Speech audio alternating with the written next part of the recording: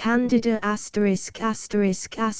Candida Bernard Shaw 1898 Act I Act II Act III Act I. A fine October morning in the northeast suburbs of London, a vast district many miles away from the London of Mayfair and St. James's, much less known there than the Paris of the Rue de Rivoli and the Champs-Élysées, and much less narrow, squalid, fetid and airless in its slums, strong in comfortable, prosperous middle-class life, wide-streeted, myriad-populated, well-served with ugly iron urinals, radical clubs, tram lines, and a perpetual stream of yellow cars, enjoying in its main thoroughfares the luxury of grass-grown front gardens untrodden by the foot of man save as to the path from the gate to the hall door, but blighted by an intolerable monotony of miles and miles of graceless, characterless brick houses, black iron railings, stony pavements, slaty roofs, and respectably ill-dressed or disreputably poorly dressed people, quite accustomed to the place, and mostly plodding about somebody else's work, which they would not do if they themselves could help it. The little energy and eagerness that crop up show themselves in cockney cupidity and business push. Even the policemen and the chapels are not infrequent enough to break the monotony. The sun is shining cheerfully, there is no fog, and though the smoke effectually prevents anything, whether faces and hands or bricks and mortar, from looking fresh and clean, it is not hanging heavily enough to trouble a Londoner. This desert of unattractiveness has its oasis. Near the outer end of the Hackney Road is a park of 217 acres, fenced in, not by railings, but by a wooden paling, and containing plenty of green sward, trees, a lake for bathers, flower beds with the flowers arranged carefully in patterns by the admired Cockney art of carpet gardening, and a sandpit, imported from the seaside for the delight of the children, but speedily deserted on its becoming a natural vermin preserve for all the petty fauna of Kingsland, Hackney and Hoxton. A bandstand, an unfinished forum for religious, anti-religious and political orators, cricket pitches, a gymnasium, and an old-fashioned stone kiosk are among its attractions. Wherever the prospect is bounded by trees or rising green grounds, it is a pleasant place. Where the ground stretches far to the grey palings, with bricks and mortar, sky signs, crowded chimneys and smoke beyond, the prospect makes it desolate and sordid. The best view of Victoria Park is from the front window of St. Dominic's parsonage, from which not a single chimney is visible. The parsonage is a semi-detached villa with a front garden and a porch. Visitors go up the flight of steps to the porch. Tradespeople and members of the family go down by a door under the steps to the basement, with a breakfast room, used for all meals, in front, and the kitchen at the back. Upstairs, on the level of the hall door, is the drawing room, with its large plate glass window looking on the park. In this room, the only sitting room that can be spared from the children and the family meals, the parson, the Reverend James Morrell, does his work. He is sitting in a strong round-backed revolving chair at the right-hand end of a long table, which stands across the window, so that he can cheer himself with the view of the park at his elbow. At the opposite end of the table, adjoining it, is a little table, only half the width of the other, with a typewriter on it. His typist is sitting at this machine, with her back to the window. The large table is littered with pamphlets, journals, letters, nests of drawers, an office diary, postage scales and the like. A spare chair for visitors having business with the parson is in the middle, turned to his end. Within reach of his hand is a stationery case, and a cabinet photograph in a frame. Behind him the right-hand wall, recessed above the fireplace, is fitted with bookshelves, on which an adept eye can measure the parson's divinity and casuistry by a complete set of Browning's poems and Maurice's theological essays, and guess at his politics from a yellow-backed Progress and Poverty, Fabian Essays, A Dream of John Ball, Marx's Capital, and half a dozen other literary landmarks in socialism. Opposite him on the left, near the typewriter, is the door. Further down the room, opposite the fireplace, a bookcase stands on a cellaret, with a sofa near it.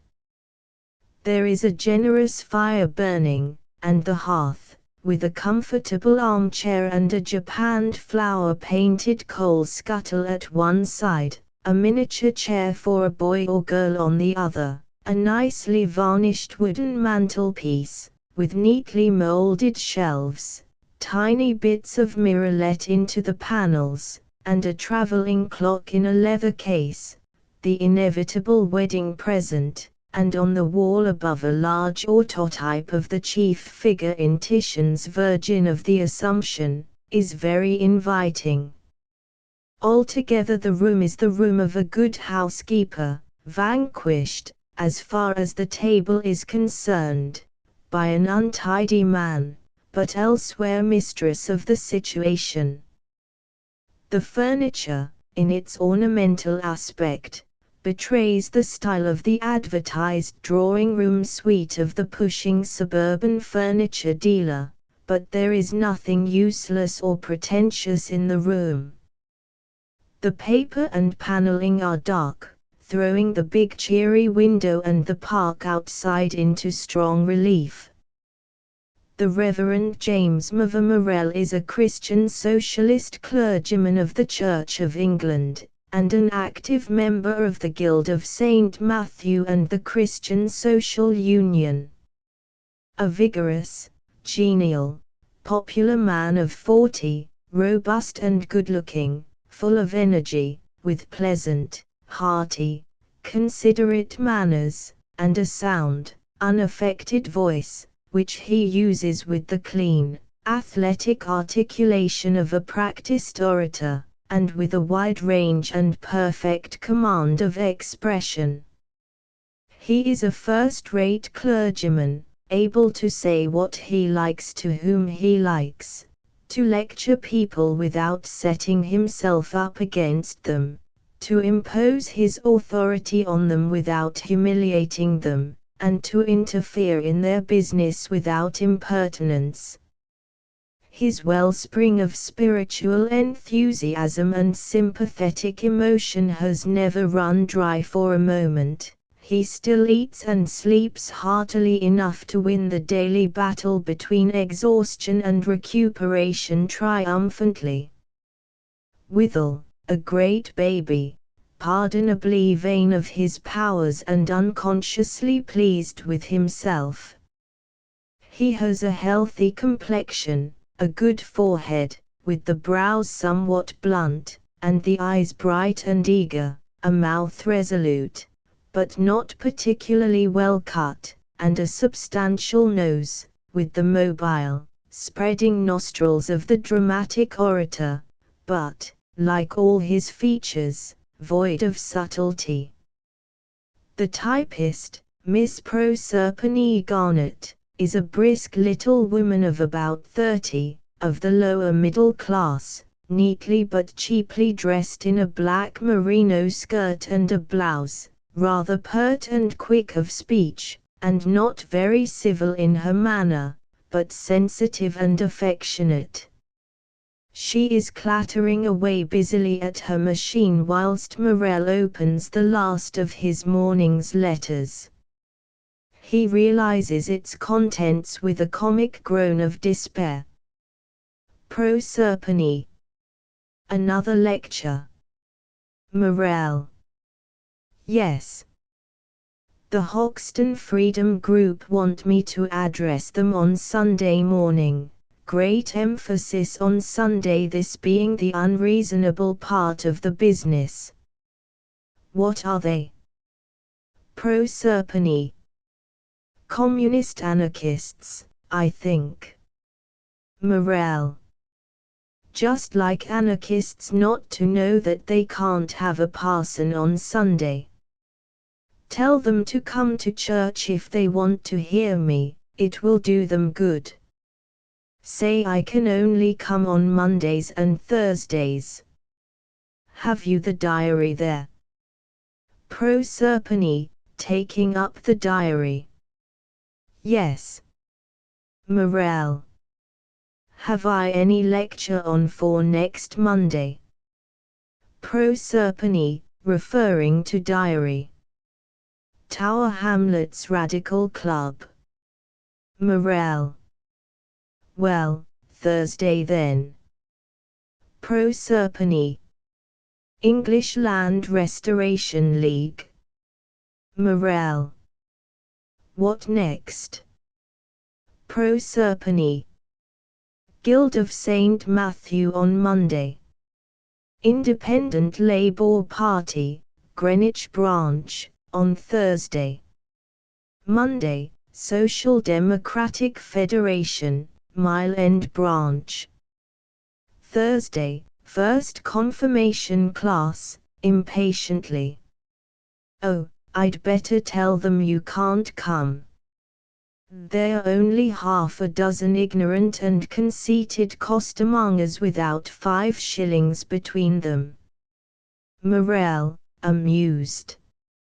Ah, but you see they're near relatives of mine, Miss Garnett. Proserpine, staring at him. Relatives of yours? Morel. Yes, we have the same Father, in heaven. Proserpine, relieved. Oh, is that all? Morel, with a sadness which is a luxury to a man whose voice expresses it so finely. Ah, you don't believe it. Everybody says it, nobody believes it, nobody. Briskly, getting back to business. Well, well. Come, Miss Proserpine, can't you find a date for the Costers? What about the 25th? That was vacant the day before yesterday. Proserpine, referring to diary. Engaged, the Fabian Society. Morel. Bother the Fabian Society. Is the 28th gone too? Proserpine. City dinner. You're invited to dine with the Founders' Company. Morel. That'll do, I'll go to the Hoxton Group of Freedom instead. She enters the engagement in silence, with implacable disparagement of the Hoxton anarchists in every line of her face. Morel bursts open the cover of a copy of the Church Reformer, which has come by post, and glances through Mr. Stuart Hendlam's Leader and the Guild of St. Matthew News. These proceedings are presently enlivened by the appearance of Morel's curate, the Reverend Alexander Mill, a young gentleman gathered by Morel from the nearest university settlement, whither he had come from Oxford to give the East End of London the benefit of his university training. He is a conceitedly well-intentioned, enthusiastic, immature person, with nothing positively unbearable about him except a habit of speaking with his lips carefully closed for half an inch from each corner, a finicking articulation, and a set of horribly corrupt vowels, notably ow for o, this being his chief means of bringing Oxford refinement to bear on Hackney vulgarity. Morel, whom he has won over by a dog-like devotion, looks up indulgently from the church reformer as he enters, and remarks, "Well, Lexi. Late again, as usual." Lexi. "I'm afraid so. I wish I could get up in the morning." Morel, exulting in his own energy. Ha! Ha! Whimsically. "Watch and pray, Lexi, watch and pray." Lexi. "I know." Rising wittily to the occasion. "But how can I watch and pray when I am asleep?" "Isn't that so, Miss Prosy?" Proserpine, sharply. "Miss Garnet, if you please." Lexi. "I beg your pardon, Miss Garnet." Proserpine. "You've got to do all the work today." Lexi. "Why?" Proserpine. "Never mind why. It will do you good to earn your supper before you eat it, for once in a way, as I do. Come, don't dawdle. You should have been off on your rounds half an hour ago." Lexi, perplexed. "Is she in earnest, Morel?" Morel, in the highest spirits, his eyes dancing. "Yes. I am going to dawdle today." Lexi. You don't know how." Morel, heartily. "Ha! Ha! Don't I? I'm going to have this day all to myself, or at least the forenoon. My wife's coming back, she's due here at 11:45. Lexi, surprised. "Coming back already, with the children? I thought they were to stay to the end of the month." Morel. "So they are. She's only coming up for 2 days, to get some flannel things for Jimmy, and to see how we're getting on without her." Lexi, anxiously. "But, my dear Morel, if what Jimmy and Fluffy had was scarlatina, do you think it wise, Morel?" "Scarlatina, rubbish, German measles. I brought it into the house myself from the Pycroft Street School. A parson is like a doctor, my boy, he must face infection as a soldier must face bullets." He rises and claps Lexi on the shoulder. "Catch the measles if you can, Lexi, she'll nurse you, and what a piece of luck that will be for you, eh?" Lexi, smiling uneasily. "It's so hard to understand you about Mrs. Morel." Morel, tenderly. "Ah, my boy, get married to a good woman, and then you'll understand. That's a foretaste of what will be best in the kingdom of heaven we are trying to establish on earth. That will cure you of dawdling. An honest man feels that he must pay heaven for every hour of happiness with a good spell of hard, unselfish work to make others happy. We have no more right to consume happiness without producing it than to consume wealth without producing it. Get a wife like my Candida, and you'll always be in arrear with your repayment." He pats Lexi affectionately on the back, and is leaving the room when Lexi calls to him. Lexi. Oh, wait a bit, I forgot. Morel halts and turns with the doorknob in his hand. Your father-in-law is coming round to see you. Morel shuts the door again, with a complete change of manner. Morel, surprised and not pleased. Mr. Burgess. Lexi. Yes. I passed him in the park, arguing with somebody. He gave me good day and asked me to let you know that he was coming. Morel, half incredulous. But he hasn't called here for, I may almost say for years. Are you sure, Lexi?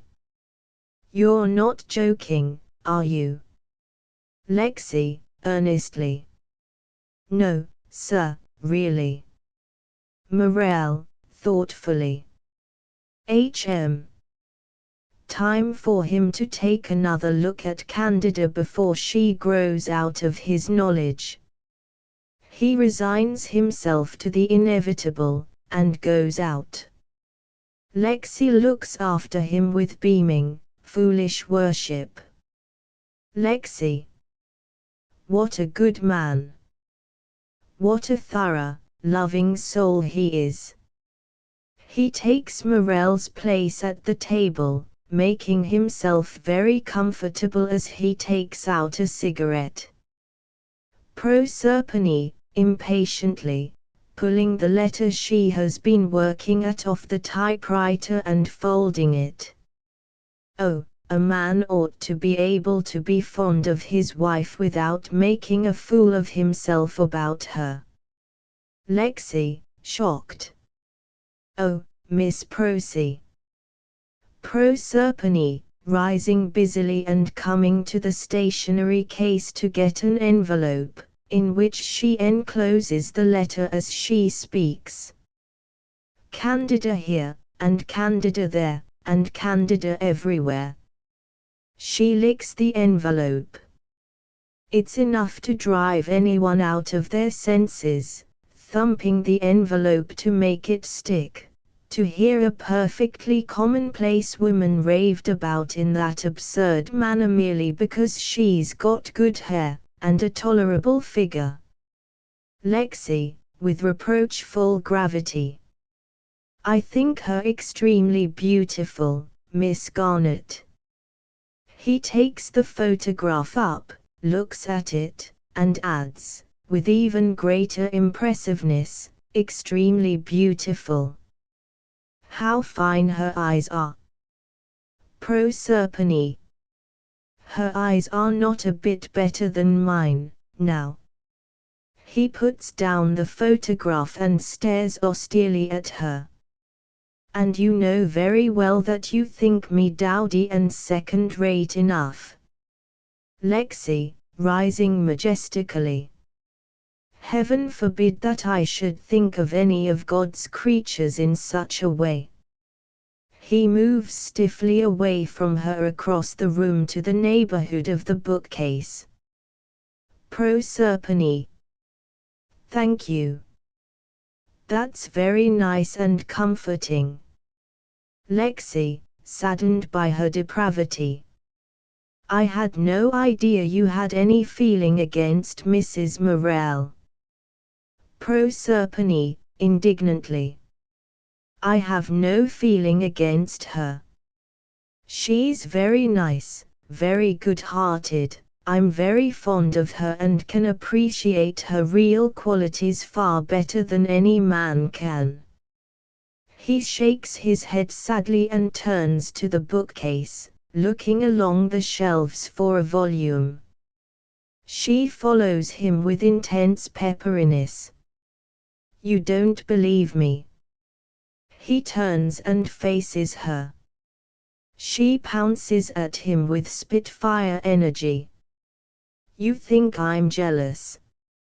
Oh, what a profound knowledge of the human heart you have, Mr. Lexi Mill.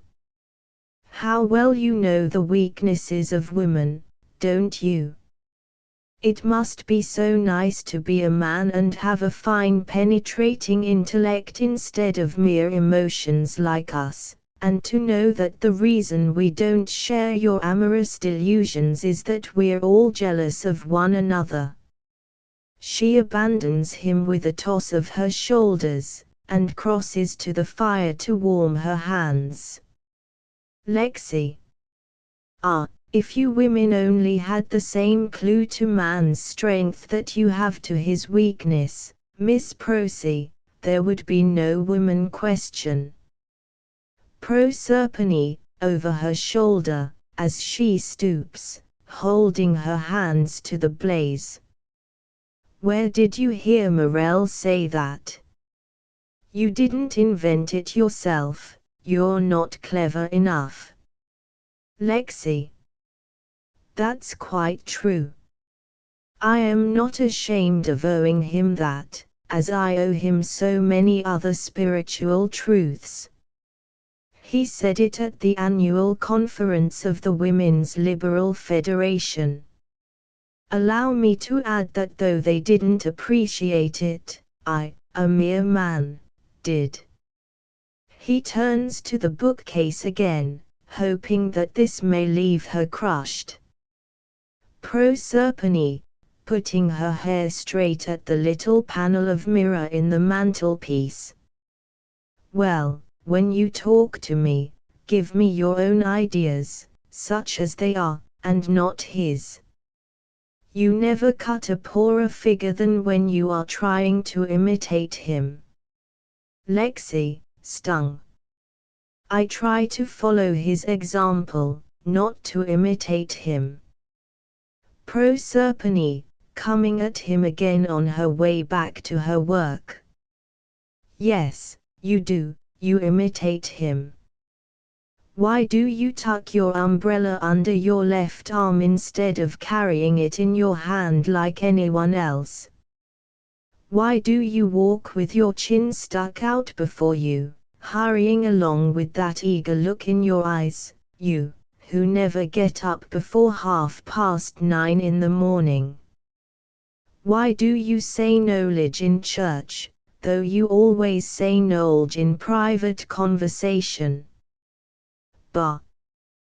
Do you think I don't know? She goes back to the typewriter. Here, come and set about your work, we've wasted enough time for one morning. Here's a copy of the diary for today.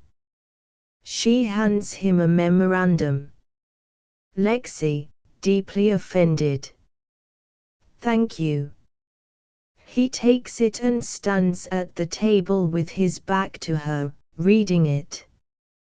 She begins to transcribe her shorthand notes on the typewriter without troubling herself about his feelings. Mr. Burgess enters unannounced.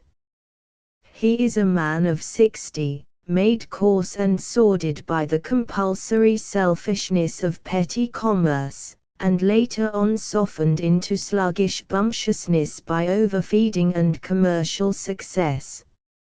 A vulgar, ignorant, guzzling man, offensive and contemptuous to people whose labor is cheap, respectful to wealth and rank, and quite sincere and without rancor or envy in both attitudes.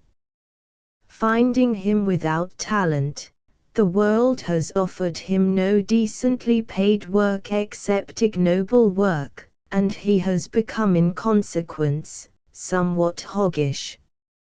But he has no suspicion of this himself, and honestly regards his commercial prosperity as the inevitable and socially wholesome triumph of the ability, industry, shrewdness and experience in business of a man who in private is easygoing, affectionate and humorously convivial to a fault.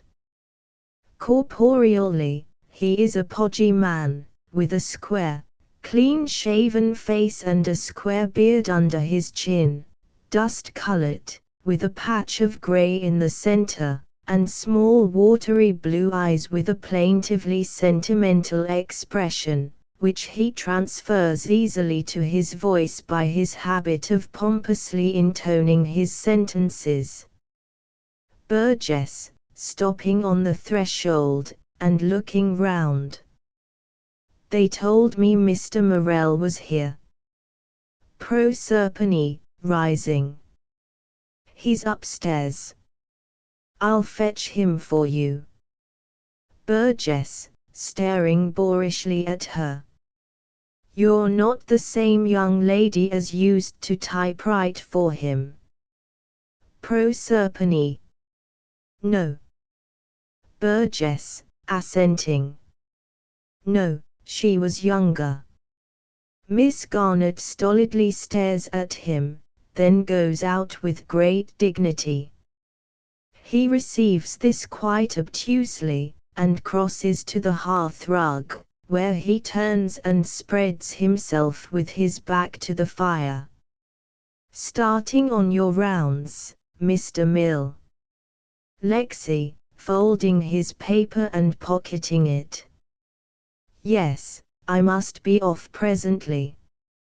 Burgess, momentously. Don't let me detain you, Mr. Mill. What I come about is private between me and Mr. Morell. Lexi, huffily. I have no intention of intruding, I am sure, Mr. Burgess. Good morning.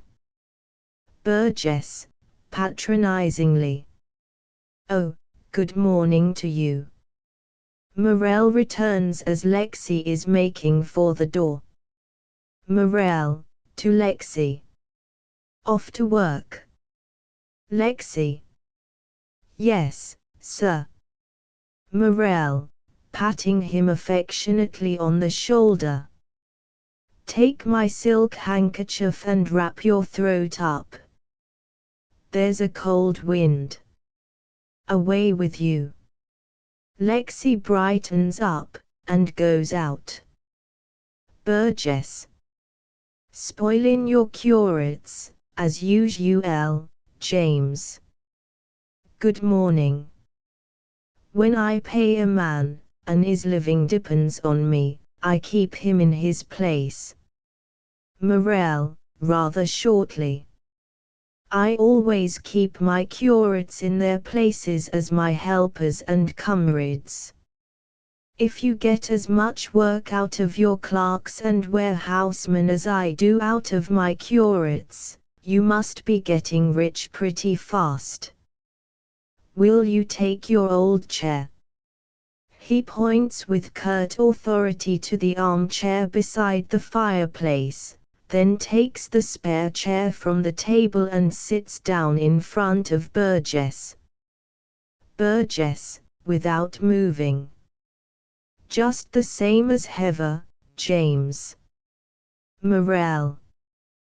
When you last called, it was about 3 years ago, I think, you said the same thing a little more frankly. Your exact words then were, just as big a fool as ever, James. Burgess, soothingly. Well, perhaps I did, but, with conciliatory cheerfulness, I meant no offense by it. A clergyman is privileged to be a bit of a fool, you know, it's only becoming in his profession that he should. Anyhow, I come here, not to rake up old differences, but to let bygones be bygones. Suddenly becoming very solemn, and approaching Morell. James, 3 year ago, you done me a hill turn. You done me hoot of a contract, and when I gave you harsh words in my natural disappointment, you turned my dorfiter again me. Well, I've come to act the part of a Cherishchin. Offering his hand. I forgive you, James. Morell, starting up. Confound your impudence. Burgess, retreating, with almost lachrymose deprecation of this treatment. Is that becoming language for a clergyman, James, and you so particular, too? Morel, hotly. No, sir, it is not becoming language for a clergyman. I used the wrong word. I should have said damn your impudence. That's what St. Paul, or any honest priest would have said to you. Do you think I have forgotten that tender of yours for the contract to supply clothing to the workhouse? Burgess, in a paroxysm of public spirit. I acted in the interest of the ratepayers, James. It was the lowest tender, you can't deny that. Morel. Yes, the lowest, because you paid worse wages than any other employer, starvation wages, worse than starvation wages, to the women who made the clothing. Your wages would have driven them to the streets to keep body and soul together. Getting angrier and angrier. Those women were my parishioners. I shamed the guardians out of accepting your tender, I shamed the ratepayers out of letting them do it, I shamed everybody but you. Boiling over. How dare you, sir, come here and offer to forgive me, and talk about your daughter, and, Burgess. Easy, James, easy, easy. Don't get into a fluster about nothing. I've found I was wrong. Morel, fuming about. Have you? I didn't hear you. Burgess. Of course I did. I hown it now. Come, I ask your pardon for the letter I wrote you. Is that enough? Morel, snapping his fingers. That's nothing. Have you raised the wages? Burgess, triumphantly. Yes. Morel, stopping dead. What? Burgess, unctuously. I've turned a model employer. I don't employ no women now, they're all sacked, and the work is done by machinery. Not a man is less than 6 pence an hour, and the skilled hands gets the trade union rate. Proudly. What are they you to say to me now? Morel, overwhelmed. Is it possible? Well, there's more joy in heaven over one sinner that repenteth, going to Burgess with an explosion of apologetic cordiality. My dear Burgess, I most heartily beg your pardon for my hard thoughts of you. Grasps his hand. And now, don't you feel the better for the change? Come, confess, you're happier. You look happier. Burgess, ruefully. Well, perhaps I do. I suppose I must, since you notice it. At all events, I get my contracts accepted, by the county council. Savagely. They doesn't have nothing to do with me unless I paid fair wages, curse 'em for a parcel o' meddlin' fools. Morel, dropping his hand, utterly discouraged. So that was why you raised the wages. He sits down moodily. Burgess, severely, in spreading, mounting tones. Why else should I do it? What does it lead to but drink and huppishness in working men? He seats himself magisterially in the easy chair. It's all very well for you, James. It gets you into the papers and makes a great man of you. But you never think of the harm you do, putting money into the pockets of working men that they don't know how to spend, and taking it from people that might be making a good use on it. Morel, with a heavy sigh, speaking with cold politeness. What is your business with me this morning? I shall not pretend to believe that you are here merely out of family sentiment. Burgess, obstinately. Yes, I am, just family sentiment and nothing else. Morel, with weary calm. I don't believe you. Burgess, rising threateningly. Don't say that to me again, James Morel. Morel, unmoved. I'll say it just as often as may be necessary to convince you that it's true. I don't believe you. Burgess, collapsing into an abyss of wounded feeling. Oh, well, if you're determined to be unfriendly, I suppose I'd better go. He moves reluctantly towards the door. Morel makes no sign. He lingers. I didn't expect to find a unforgiving spirit in you, James. Morel still not responding, he takes a few more reluctant steps doorwards. Then he comes back whining. We used to get on well enough, spite of our different opinions. Why are you so changed to me?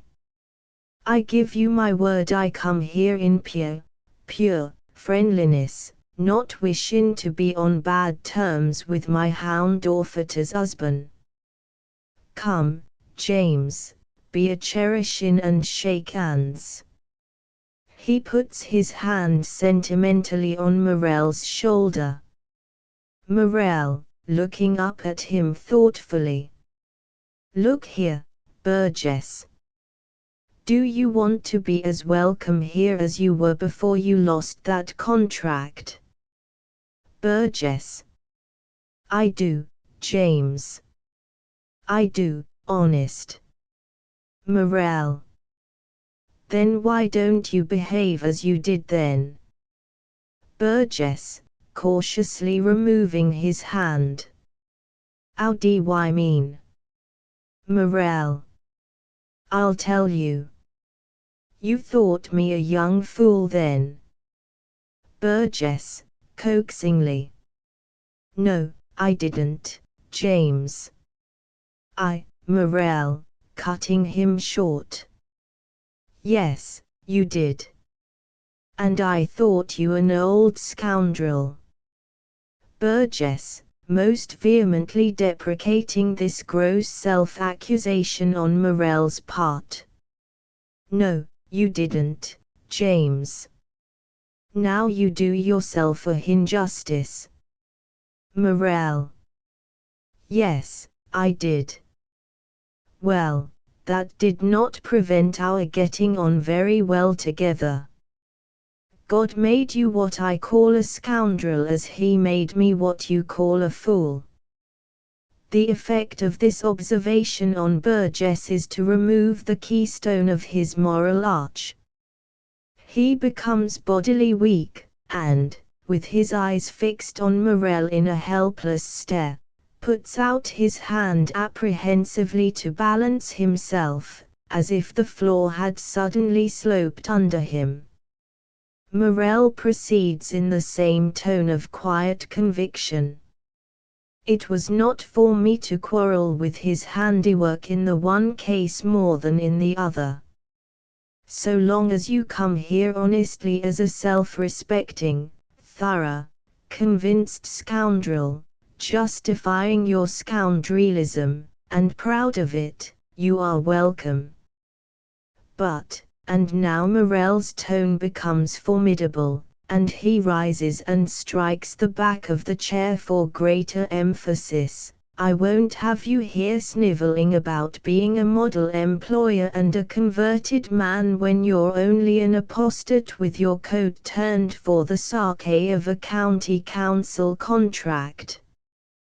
He nods at him to enforce the point, then goes to the hearthrug, where he takes up a comfortably commanding position with his back to the fire, and continues, "No, I like a man to be true to himself, even in wickedness.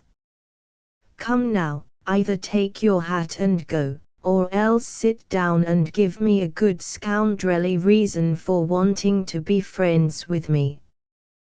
Burgess, whose emotions have subsided sufficiently to be expressed by a dazed grin, is relieved by this concrete proposition.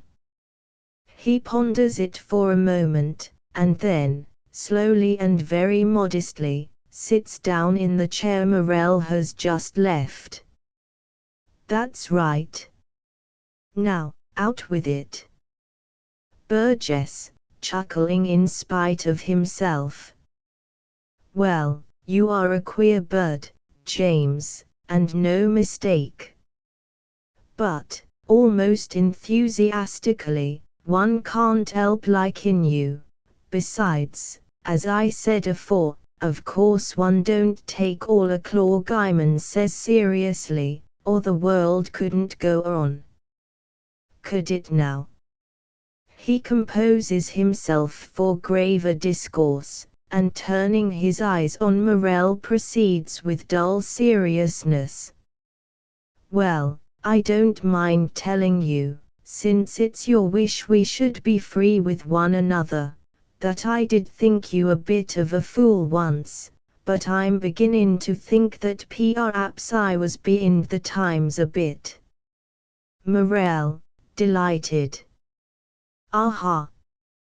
You're finding that out at last, are you?" Burgess, portentously. "Yes, times has changed more 'en I could a believed. 5 year ago, no sensible man would a thought o' taking up with your ideas. I who's to wonder you was let preach at all. Why, I know a clergyman that has been kept hoot of his job for years by the Bishop of London, although the poor feller's not a bit more religious than you are.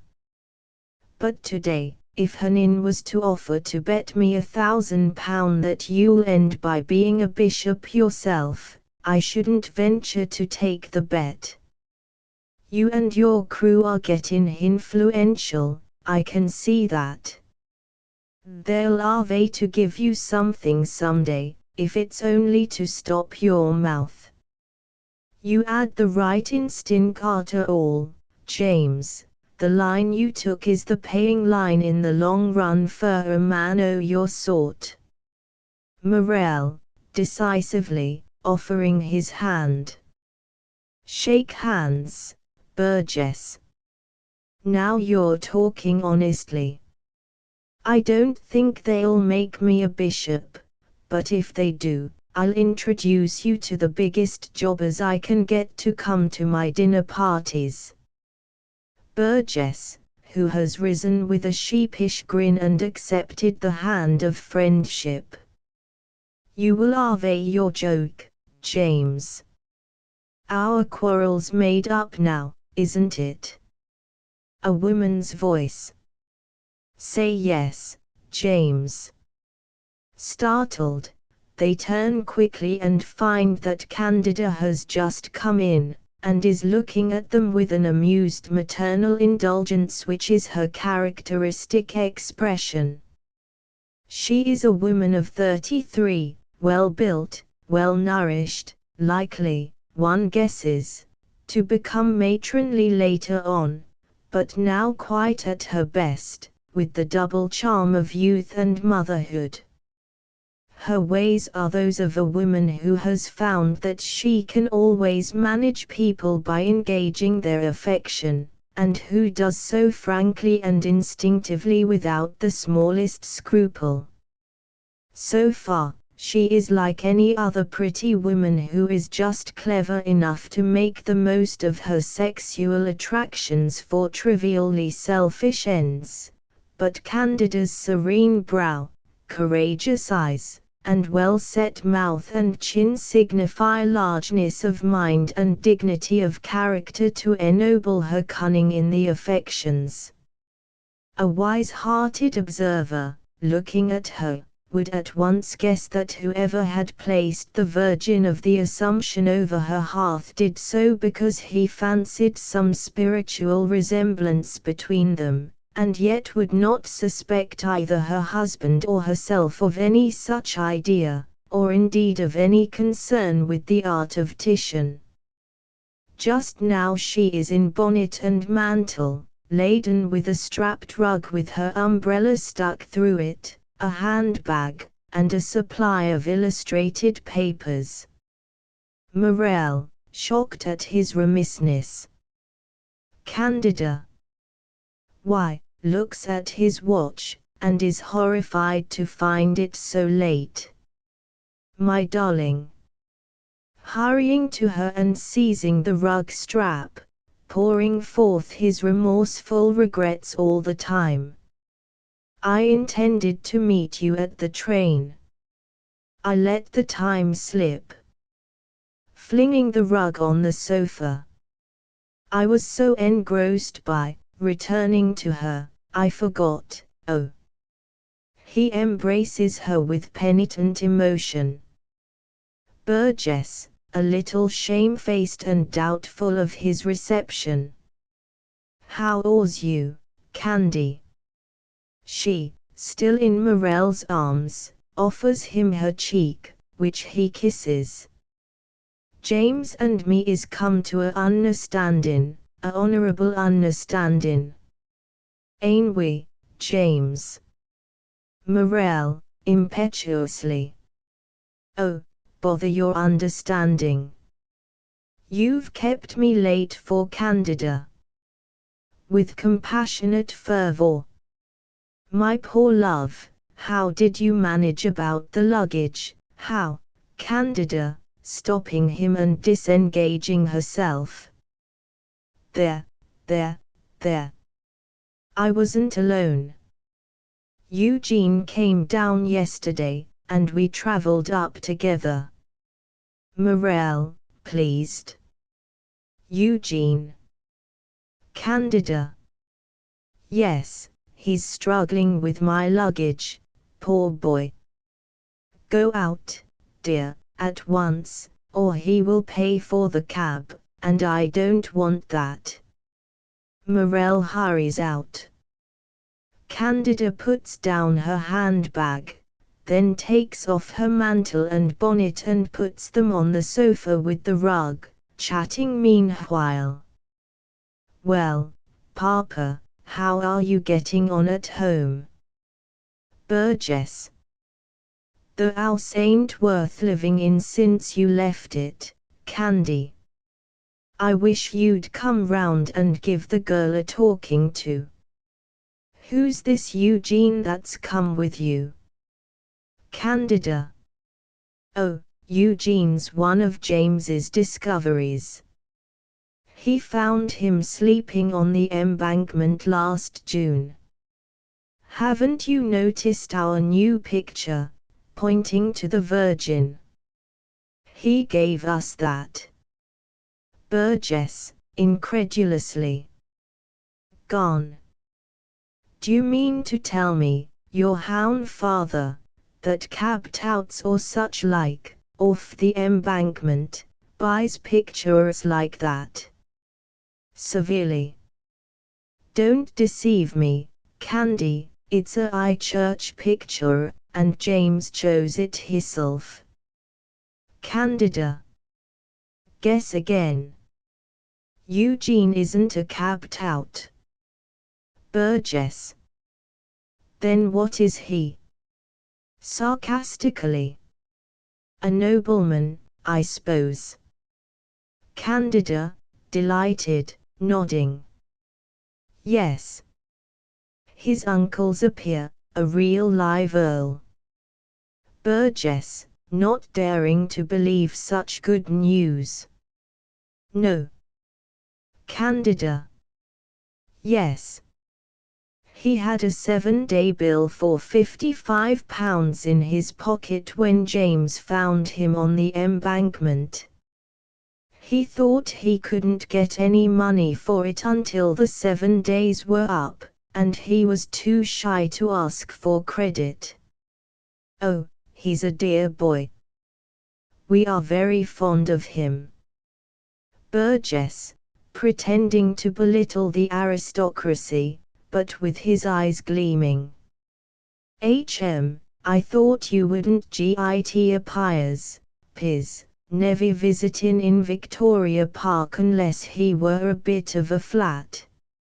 Looking again at the picture. Of course I don't hold with that picture, Candy, but still it's a high-class, first-rate work of art, I can see that. Be sure you introduce me to him, Candy. He looks at his watch anxiously. I can only stay about 2 minutes. Morel comes back with Eugene, whom Burgess contemplates moist-eyed with enthusiasm. He is a strange, shy youth of 18, slight, effeminate, with a delicate childish voice, and a hunted, tormented expression and shrinking manner that show the painful sensitiveness that very swift and acute apprehensiveness produces in youth, before the character has grown to its full strength. Yet everything that his timidity and frailty suggests is contradicted by his face. He is miserably irresolute, does not know where to stand or what to do with his hands and feet, is afraid of Burgess, and would run away into solitude if he dared, but the very intensity with which he feels a perfectly commonplace position shows great nervous force, and his nostrils and mouth show a fiercely petulant willfulness, as to the quality of which his great imaginative eyes and fine brow are reassuring. He is so entirely uncommon as to be almost unearthly, and to prosaic people there is something noxious in this unearthliness, just as to poetic people there is something angelic in it. His dress is anarchic. He wears an old blue serge jacket, unbuttoned over a woolen lawn tennis shirt, with a silk handkerchief for a cravat, trousers matching the jacket, and brown canvas shoes. In these garments he has apparently lain in the heather and waded through the waters, but there is no evidence of his having ever brushed them. As he catches sight of a stranger on entering, he stops, and edges along the wall on the opposite side of the room. Morel, as he enters. Come along, you can spare us quarter of an hour, at all events. This is my father-in-law, Mr. Burgess, Mr. Marchbanks. Marchbanks, nervously backing against the bookcase. Glad to meet you, sir. Burgess, crossing to him with great heartiness, whilst Morel joins Candida at the fire. Glad to meet you, I'm sure, Mr. Marchbanks. Forcing him to shake hands. How do you find yourself this weather?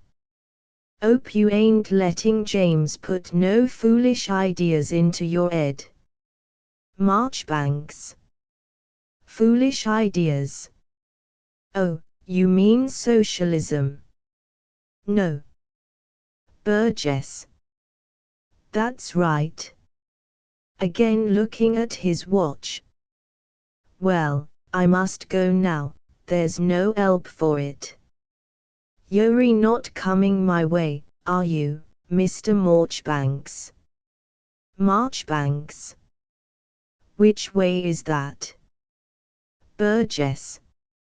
Victoria Park Station. There's a city train at 12.25. Morel. Nonsense. Eugene will stay to lunch with us, I expect.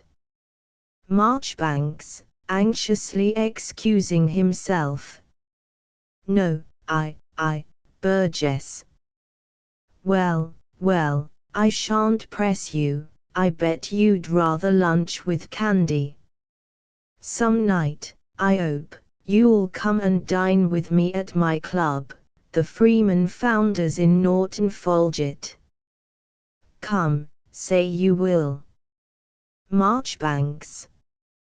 Thank you, Mr. Burgess. Where is Norton Folgate? Down in Surrey, isn't it?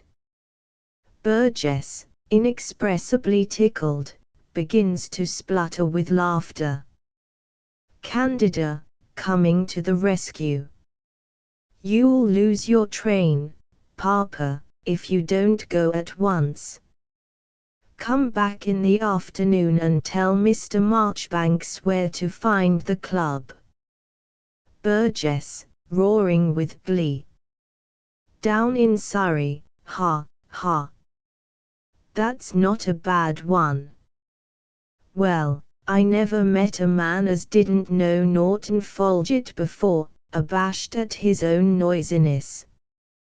Goodbye, Mr. Marchbanks, I know you're too high-bred to take my pleasantry in bad part.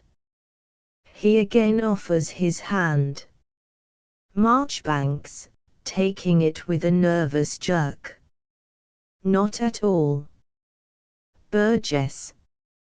Bye, Candy. I'll look in again later on. So long, James. Morel. Must you go? Burgess. Don't stir. He goes out with unabated heartiness. Morel.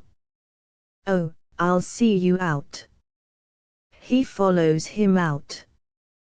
Eugene stares after them apprehensively, holding his breath until Burgess disappears.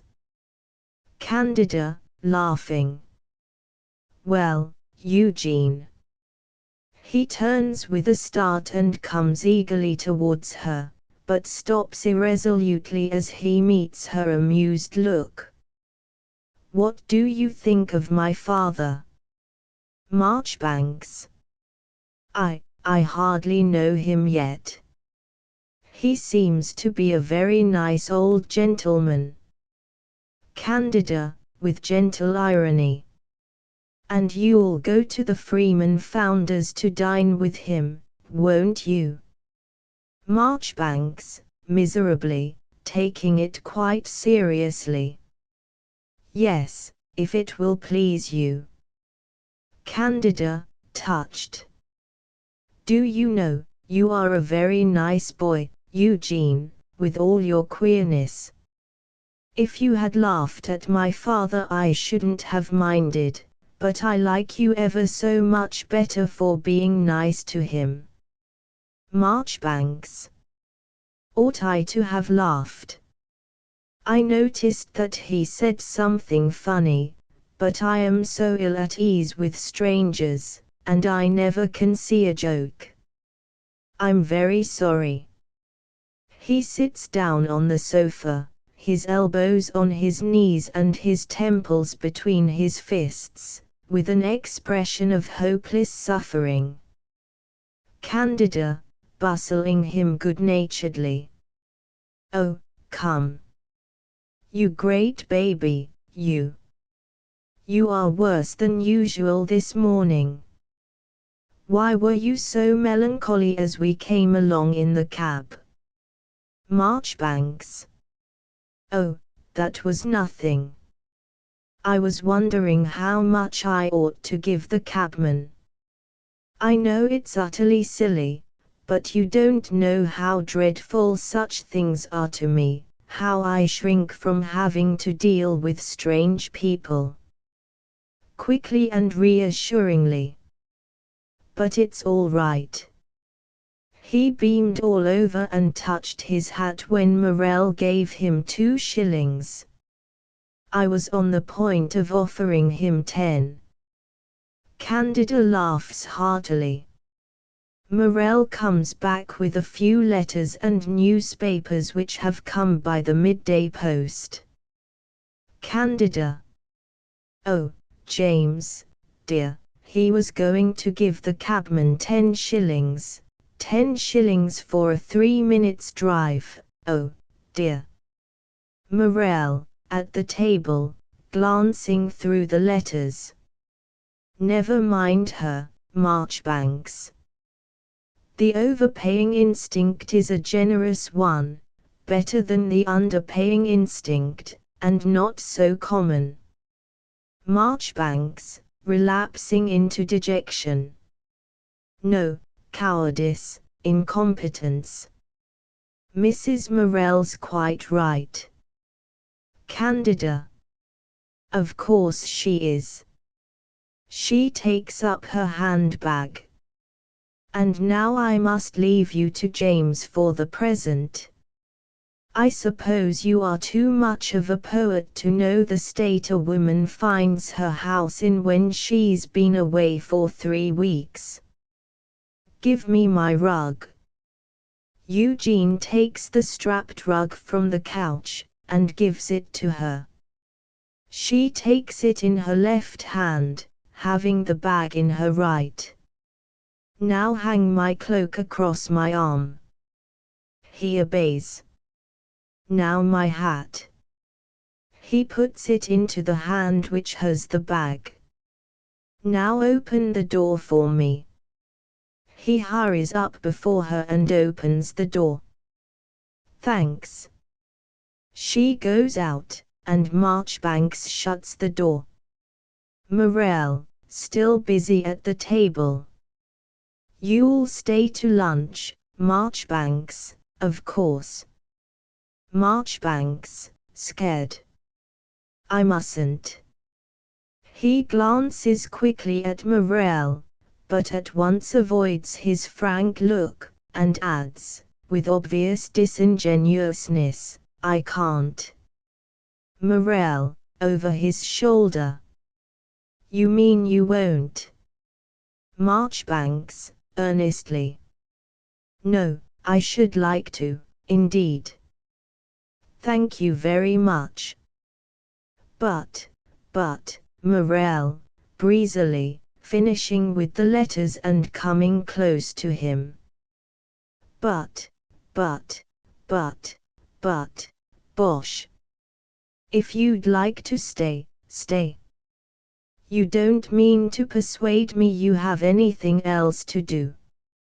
If you're shy, go and take a turn in the park and write poetry until 1:30, and then come in and have a good feed. Marchbanks. Thank you, I should like that very much. But I really mustn't. The truth is, Mrs. Morel told me not to. She said she didn't think you'd ask me to stay to lunch, but that I was to remember, if you did, that you didn't really want me to. Plaintively. She said I'd understand, but I don't. Please don't tell her I told you. Morel, drolly. Oh, is that all? Won't my suggestion that you should take a turn in the park meet the difficulty? Marchbanks. How? Morel, exploding good-humouredly. Why, you duffer, but this boisterousness jars himself as well as Eugene. He checks himself, and resumes, with affectionate seriousness, no, I won't put it in that way. My dear lad, in a happy marriage like ours, there is something very sacred in the return of the wife to her home. Marchbanks looks quickly at him, half anticipating his meaning. An old friend or a truly noble and sympathetic soul is not in the way on such occasions, but a chance visitor is.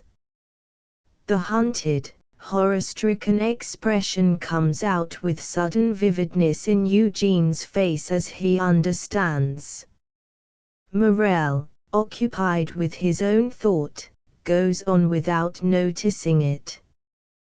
Candida thought I would rather not have you here, but she was wrong. I'm very fond of you, my boy, and I should like you to see for yourself what a happy thing it is to be married as I am. Marchbanks, happy, your marriage. You think that? You believe that? Morel, buoyantly. I know it, my lad. La Rochefoucauld said that there are convenient marriages, but no delightful ones. You don't know the comfort of seeing through and through a thundering liar and rotten cynic like that fellow. Ha, ha. Now off with you to the park, and write your poem. 1:30, sharp, mind, we never wait for anybody. Marchbanks, wildly. No, stop, you shan't. I'll force it into the light.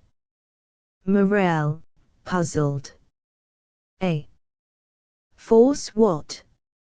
Marchbanks. I must speak to you. There is something that must be settled between us. Morel, with a whimsical glance at the clock. Now. Marchbanks, passionately. Now. Before you leave this room. He retreats a few steps, and stands as if to bar Morel's way to the door. Morel, without moving, and gravely, perceiving now that there is something serious the matter. I'm not going to leave it, my dear boy, I thought you were. Eugene, baffled by his firm tone, turns his back on him, writhing with anger. Morel goes to him and puts his hand on his shoulder strongly and kindly, disregarding his attempt to shake it off.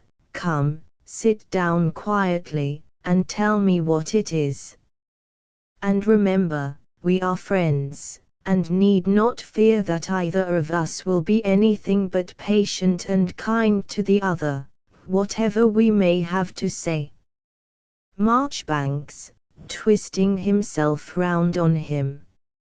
Oh, I am not forgetting myself, I am only, covering his face desperately with his hands, full of horror.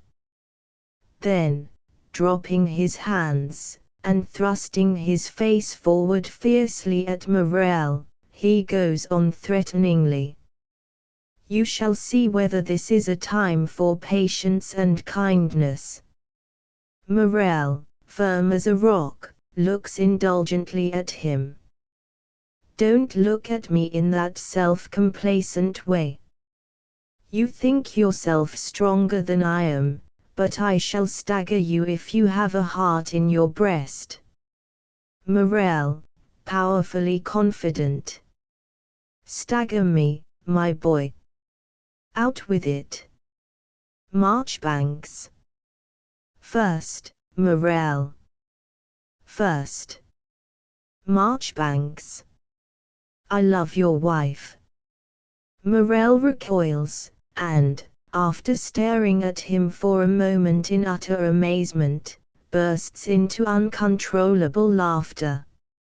Eugene is taken aback, but not disconcerted, and he soon becomes indignant and contemptuous. Morel, sitting down to have his laugh out. Why, my dear child, of course you do. Everybody loves her, they can't help it. I like it. But, looking up whimsically at him, I say, Eugene, do you think yours is a case to be talked about? You're under 20, she's over 30. Doesn't it look rather too like a case of calf love? Marchbanks, vehemently. You dare say that of her? You think that way of the love she inspires? It is an insult to her. Morel, rising, quickly, in an altered tone. To her. Eugene, take care. I have been patient. I hope to remain patient. But there are some things I won't allow. Don't force me to show you the indulgence I should show to a child. Be a man. Marchbanks, with a gesture as if sweeping something behind him. Oh, let us put aside all that cant. It horrifies me when I think of the doses of it she has had to endure in all the weary years during which you have selfishly and blindly sacrificed her to minister to your self-sufficiency, you, turning on him, who have not one thought, one sense, in common with her. Morel, philosophically. She seems to bear it pretty well. Looking him straight in the face. Eugene, my boy, you are making a fool of yourself, a very great fool of yourself. There's a piece of wholesome plain speaking for you. Marchbanks. Oh, do you think I don't know all that? Do you think that the things people make fools of themselves about are any less real and true than the things they behave sensibly about? Morel's gaze wavers for the first time. He instinctively averts his face and stands listening, startled and thoughtful. They are more true, they are the only things that are true.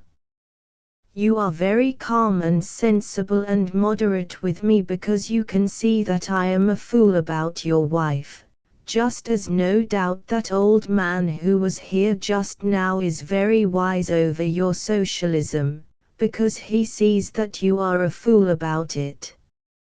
Morel's perplexity deepens markedly. Eugene follows up his advantage, plying him fiercely with questions. Does that prove you wrong? Does your complacent superiority to me prove that I am wrong? Morel, turning on Eugene, who stands his ground. Marchbanks, some devil is putting these words into your mouth. It is easy, terribly easy, to shake a man's faith in himself. To take advantage of that to break a man's spirit is devil's work. Take care of what you are doing. Take care. Marchbanks, ruthlessly. I know. I'm doing it on purpose. I told you I should stagger you. They confront one another threateningly for a moment. Then Morel recovers his dignity. Morel, with noble tenderness. Eugene, listen to me. Some day, I hope and trust, you will be a happy man like me. Eugene chafes intolerantly, repudiating the worth of his happiness. Morel, deeply insulted, controls himself with fine forbearance, and continues steadily, with great artistic beauty of delivery, you will be married, and you will be working with all your might and valor to make every spot on earth as happy as your own home. You will be one of the makers of the kingdom of heaven on earth, and, who knows, you may be a pioneer and master builder where I am only a humble journeyman, for don't think, my boy, that I cannot see in you, young as you are, promise of higher powers than I can ever pretend to. I well know that it is in the poet that the Holy Spirit of man, the God within him, is most godlike. It should make you tremble to think of that, to think that the heavy burthen and great gift of a poet may be laid upon you. Marchbanks, unimpressed and remorseless, his boyish crudity of assertion telling sharply against Morel's oratory. It does not make me tremble. It is the want of it in others that makes me tremble. Morel, redoubling his force of style under the stimulus of his genuine feeling and Eugene's obduracy. Then help to kindle it in them, in me, not to extinguish it. In the future, when you are as happy as I am, I will be your true brother in the faith. I will help you to believe that God has given us a world that nothing but our own folly keeps from being a paradise. I will help you to believe that every stroke of your work is sowing happiness for the great harvest that all, even the humblest, shall one day reap. And last, but trust me, not least, I will help you to believe that your wife loves you and is happy in her home. We need such help, Marchbanks, we need it greatly and always. There are so many things to make us doubt, if once we let our understanding be troubled. Even at home, we sit as if in camp, encompassed by a hostile army of doubts. Will you play the traitor and let them in on me? Marchbanks, looking round him. Is it like this for her here always? A woman, with a great soul, craving for reality, truth, freedom, and being fed on metaphors, sermons, stale perorations, mere rhetoric. Do you think a woman's soul can live on your talent for preaching? Morel, stung. Marchbanks, you make it hard for me to control myself. My talent is like yours insofar as it has any real worth at all. It is the gift of finding words for divine truth. Marchbanks, impetuously. It's the gift of the gab, nothing more and nothing less. What has your knack of fine talking to do with the truth, any more than playing the organ has? I've never been in your church, but I've been to your political meetings, and I've seen you do what's called rousing the meeting to enthusiasm, that is, you excited them until they behaved exactly as if they were drunk. And their wives looked on and saw clearly enough what fools they were. Oh, it's an old story, you'll find it in the Bible. I imagine King David, in his fits of enthusiasm, was very like you. Stabbing him with the words. But his wife despised him in her heart.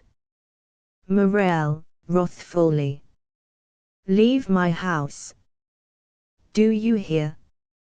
He advances on him threateningly.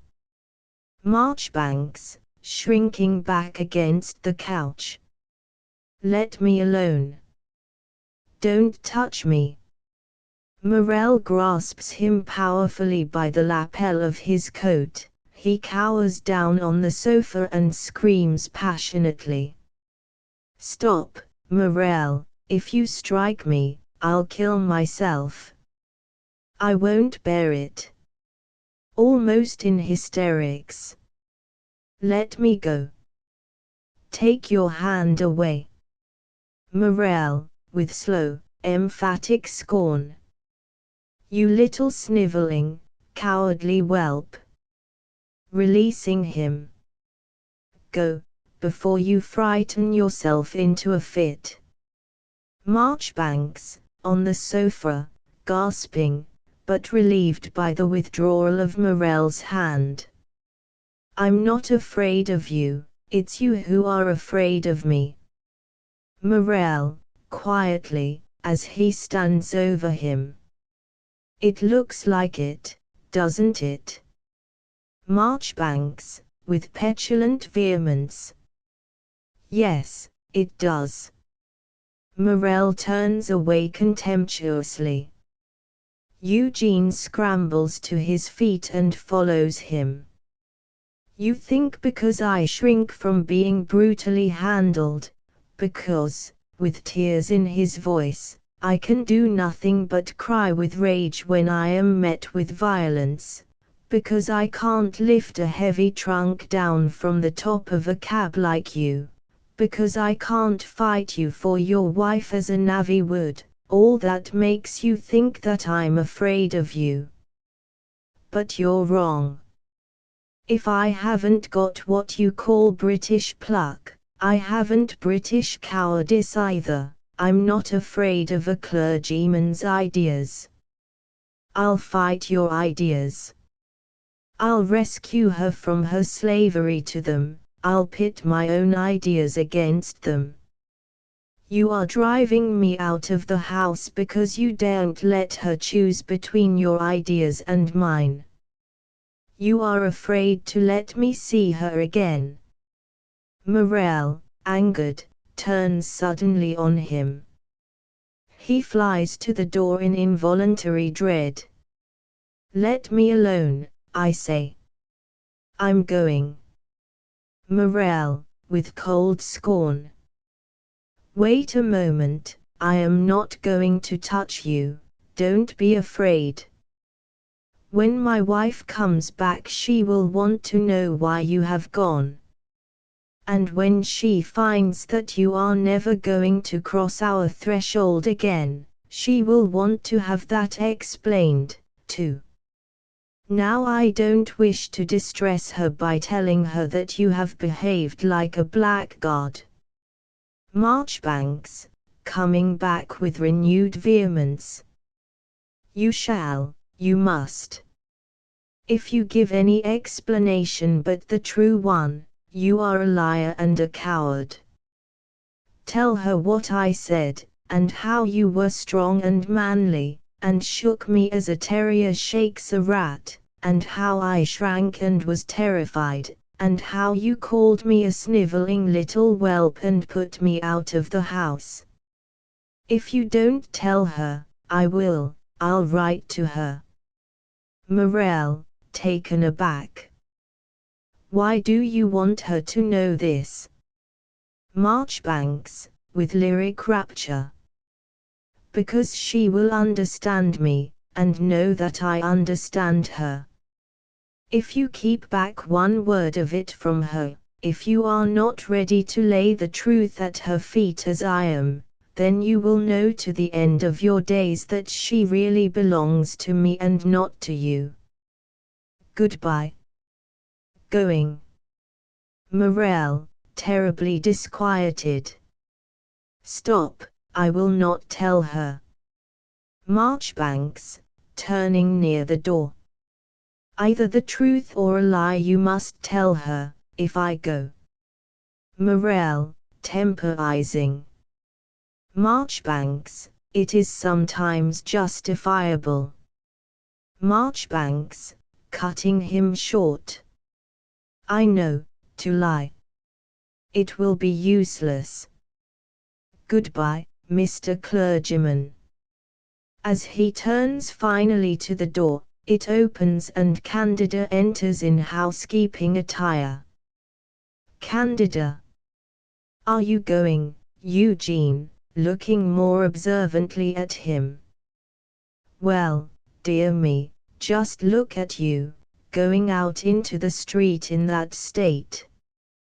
You are a poet, certainly. Look at him, James. She takes him by the coat, and brings him forward to show him to Morel. Look at his collar. Look at his tie. Look at his hair. One would think somebody had been throttling you. The two men guard themselves against betraying their consciousness. Here. Stand still. She buttons his collar, ties his neckerchief in a bow, and arranges his hair. There. Now you look so nice that I think you'd better stay to lunch after all, though I told you you mustn't. It will be ready in half an hour. She puts a final touch to the bow. He kisses her hand. Don't be silly, Marchbanks. I want to stay, of course, unless the reverend gentleman, your husband, has anything to advance to the contrary. Candida. Shall he stay, James, if he promises to be a good boy and to help me to lay the table? Marchbanks turns his head and looks steadfastly at Morel over his shoulder, challenging his answer. Morel, shortly. Oh, yes, certainly, he had better. He goes to the table and pretends to busy himself with his papers there. Marchbanks, offering his arm to Candida. Come and lay the table. She takes it and they go to the door together. As they go out he adds, I am the happiest of men. Morel.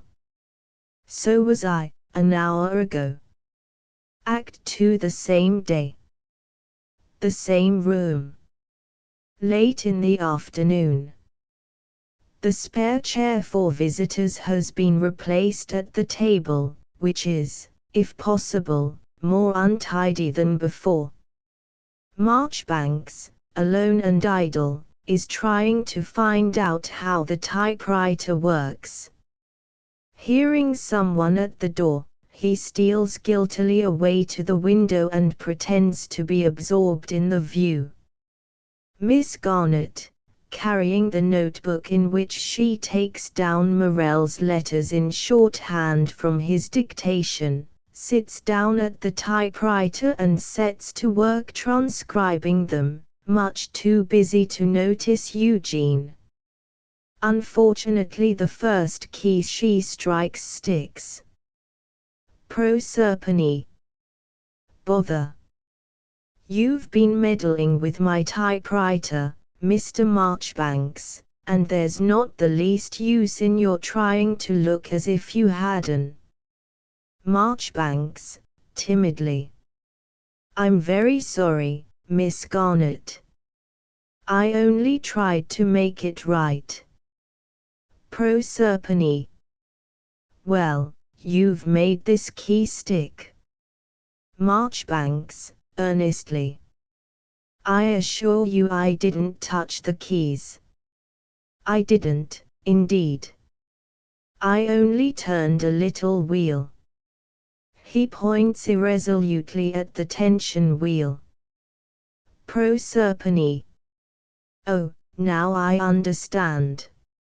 She sets the machine to rights, talking volubly all the time. I suppose you thought it was a sort of barrel organ. Nothing to do but turn the handle, and it would write a beautiful love letter for you straight off, eh? Marchbanks, seriously. I suppose a machine could be made to write love letters. They're all the same, aren't they? Proserpine, somewhat indignantly, any such discussion, except by way of pleasantry, being outside her code of manners. How do I know? Why do you ask me? Marchbanks. I beg your pardon. I thought clever people, people who can do business and write letters, and that sort of thing, always had love affairs. Proserpine, rising, outraged. Mr. Marchbanks. She looks severely at him, and marches with much dignity to the bookcase. Marchbanks, approaching her humbly. I hope I haven't offended you. Perhaps I shouldn't have alluded to your love affairs. Proserpine, plucking a blue book from the shelf and turning sharply on him. I haven't any love affairs. How dare you say such a thing? Marchbanks, simply. Really?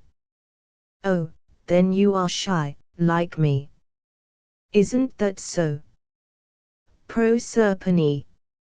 Certainly I am not shy. What do you mean? Marchbanks, secretly. You must be, that is the reason there are so few love affairs in the world. We all go about longing for love, it is the first need of our natures, the loudest cry of our hearts, but we dare not utter our longing, we are too shy. Very earnestly. Oh, Miss Garnet, what would you not give to be without fear, without shame? Proserpine, scandalized. Well, upon my word. Marchbanks, with petulant impatience. Ah, don't say those stupid things to me, they don't deceive me, what use are they? Why are you afraid to be your real self with me? I am just like you. Proserpine. Like me. Pray, are you flattering me or flattering yourself? I don't feel quite sure which. She turns to go back to the typewriter. Marchbanks, stopping her mysteriously. Hush. I go about in search of love, and I find it in unmeasured stores in the bosoms of others. But when I try to ask for it, this horrible shyness strangles me, and I stand dumb, or worse than dumb, saying meaningless things, foolish lies.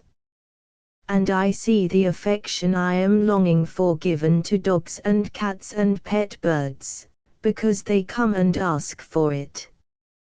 Almost whispering. It must be asked for, it is like a ghost, it cannot speak unless it is first spoken to. At his normal pitch, but with deep melancholy.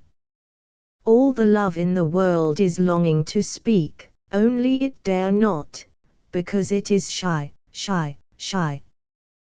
That is the world's tragedy. With a deep sigh he sits in the spare chair and buries his face in his hands. Proserpine, amazed, but keeping her wits about her, her point of honor in encounters with strange young men. Wicked people get over that shyness occasionally, don't they? Marchbanks, scrambling up almost fiercely.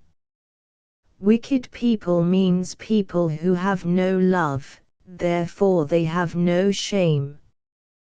They have the power to ask love because they don't need it, they have the power to offer it because they have none to give.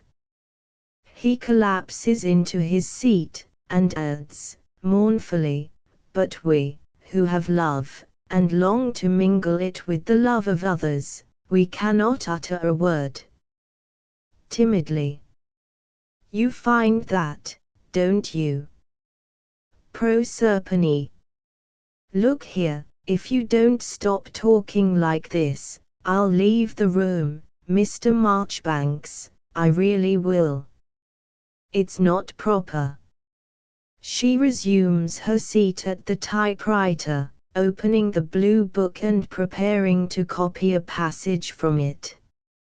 Marchbanks, hopelessly. Nothing that's worth saying is proper. He rises, and wanders about the room in his lost way, saying, I can't understand you, Miss Garnet. What am I to talk about? Proserpine, snubbing him. Talk about indifferent things, talk about the weather. Marchbanks. Would you stand and talk about indifferent things if a child were by, crying bitterly with hunger? Proserpine. I suppose not. Marchbanks. Well, I can't talk about indifferent things with my heart crying out bitterly in its hunger. Proserpine. Then hold your tongue. Marchbanks. Yes, that is what it always comes to. We hold our tongues. Does that stop the cry of your heart, for it does cry, doesn't it? It must, if you have a heart. Proserpine, suddenly rising with her hand pressed on her heart. Oh, it's no use trying to work while you talk like that. She leaves her little table and sits on the sofa. Her feelings are evidently strongly worked on. It's no business of yours, whether my heart cries or not, but I have a mind to tell you, for all that. Marchbanks. You needn't. I know already that it must. Proserpine. But mind, if you ever say I said so, I'll deny it. Marchbanks, compassionately. Yes, I know. And so you haven't the courage to tell him. Proserpine, bouncing up. Him. Who? Marchbanks. Whoever he is. The man you love. It might be anybody. The curate, Mr. Mill, perhaps. Proserpine, with disdain. Mr. Mill. A fine man to break my heart about, indeed. I'd rather have you than Mr. Mill. Marchbanks, recoiling. No, really, I'm very sorry, but you mustn't think of that. Proserpine. Testily, crossing to the fire and standing at it with her back to him. Oh, don't be frightened, it's not you. It's not any one particular person. Marchbanks. I know. You feel that you could love anybody that offered. Proserpine, exasperated. Anybody that offered. No, I do not. What do you take me for? Marchbanks, discouraged. No use. You won't make me real answers, only those things that everybody says. He strays to the sofa and sits down disconsolately. Proserpine, nettled at what she takes to be a disparagement of her manners by an aristocrat. Oh, well, if you want original conversation, you'd better go and talk to yourself. Marchbanks. That is what all poets do, they talk to themselves out loud, and the world overhears them. But it's horribly lonely not to hear someone else talk sometimes. Proserpine. Wait until Mr. Morel comes. He'll talk to you. Marchbanks shudders. Oh, you needn't make wry faces over him, he can talk better than you. With temper. He'd talk your little head off. She is going back angrily to her place, when, suddenly enlightened, he springs up and stops her. Marchbanks. Ah, I understand now. Proserpine, reddening. What do you understand? Marchbanks. Your secret. Tell me, is it really and truly possible for a woman to love him? Proserpine, as if this were beyond all bounds. Well. Marchbanks, passionately. No, answer me. I want to know, I must know. I can't understand it. I can see nothing in him but words, pious resolutions, what people call goodness. You can't love that. Proserpine, attempting to snub him by an air of cool propriety. I simply don't know what you're talking about. I don't understand you. Marchbanks, vehemently.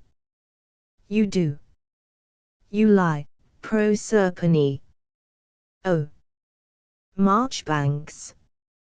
You do understand, and you know. Determined to have an answer. Is it possible for a woman to love him? Proserpine, looking him straight in the face. Yes. He covers his face with his hands. Whatever is the matter with you? He takes down his hands and looks at her. Frightened at the tragic mask presented to her, she hurries past him at the utmost possible distance, keeping her eyes on his face until he turns from her and goes to the child's chair beside the hearth, where he sits in the deepest dejection. As she approaches the door, it opens and Burgess enters.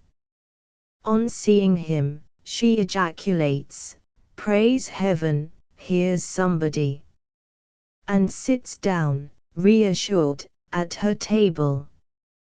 She puts a fresh sheet of paper into the typewriter as Burgess crosses to Eugene. Burgess, bent on taking care of the distinguished visitor. Well, so this is the way they leave you to yourself, Mr. Marchbanks.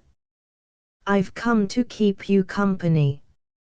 Marchbanks looks up at him in consternation, which is quite lost on him. James is receiving a deputation in the dining room, and Candy is upstairs educating of a young Stitcher girl she's interested in.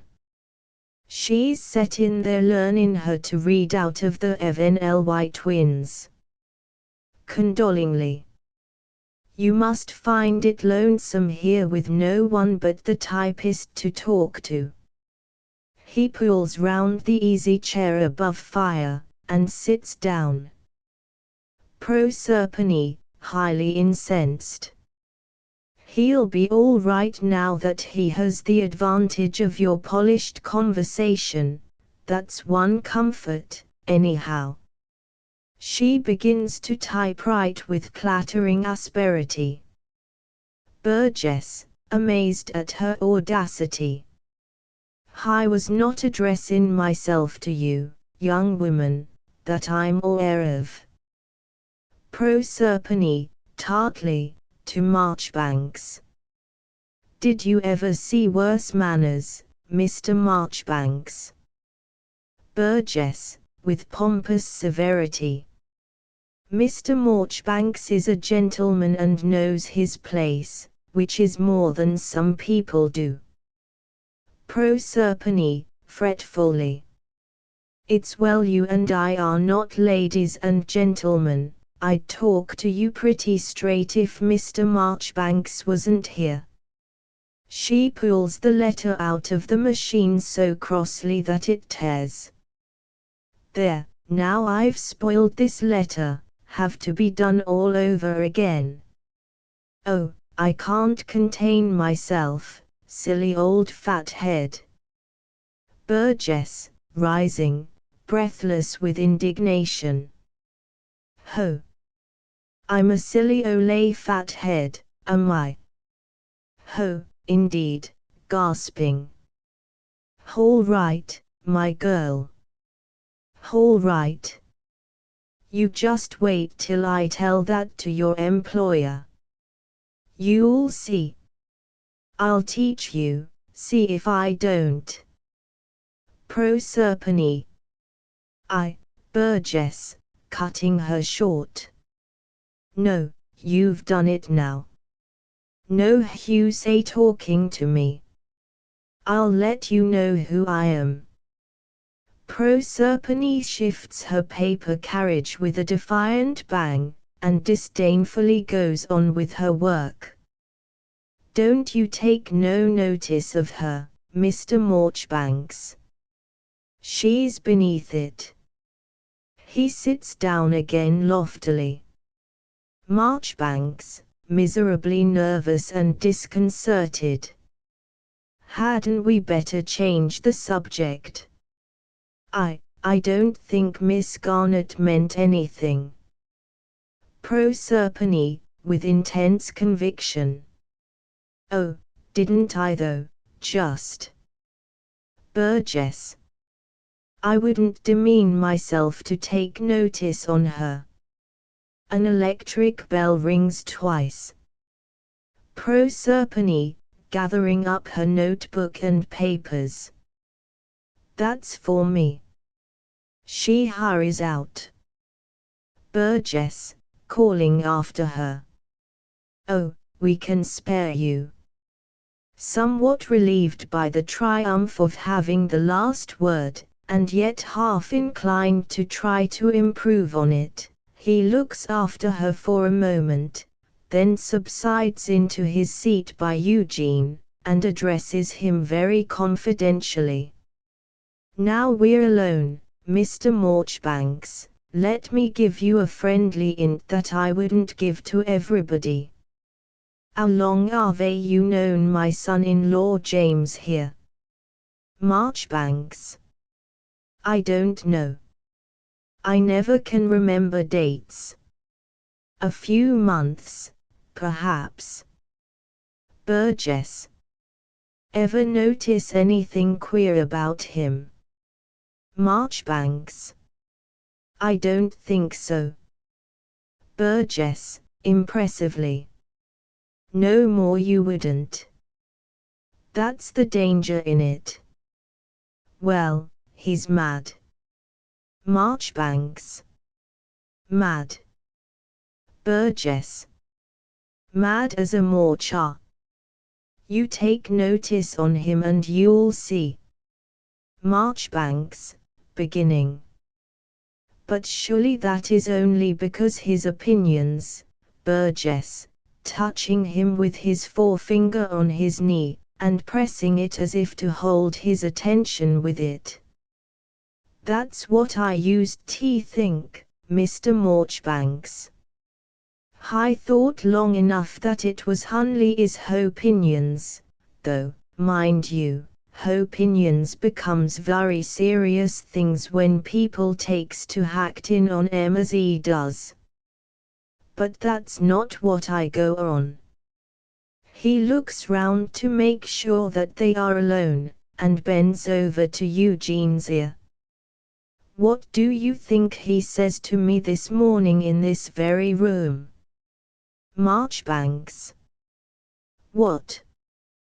Burgess. He said to me, this is as sure as we're set in here now, he said, I'm a fool he said, and you're a scoundrel, as cool as possible. Me a scoundrel, mind you. And then shook hands with me on it, as if it was to my credit. Do you mean to tell me that that man's sane? Morel. Outside, calling to Proserpine, holding the door open. Get all their names and addresses, Miss Garnett. Proserpine, in the distance. Yes, Mr. Morel. Morel comes in, with the deputation's documents in his hands.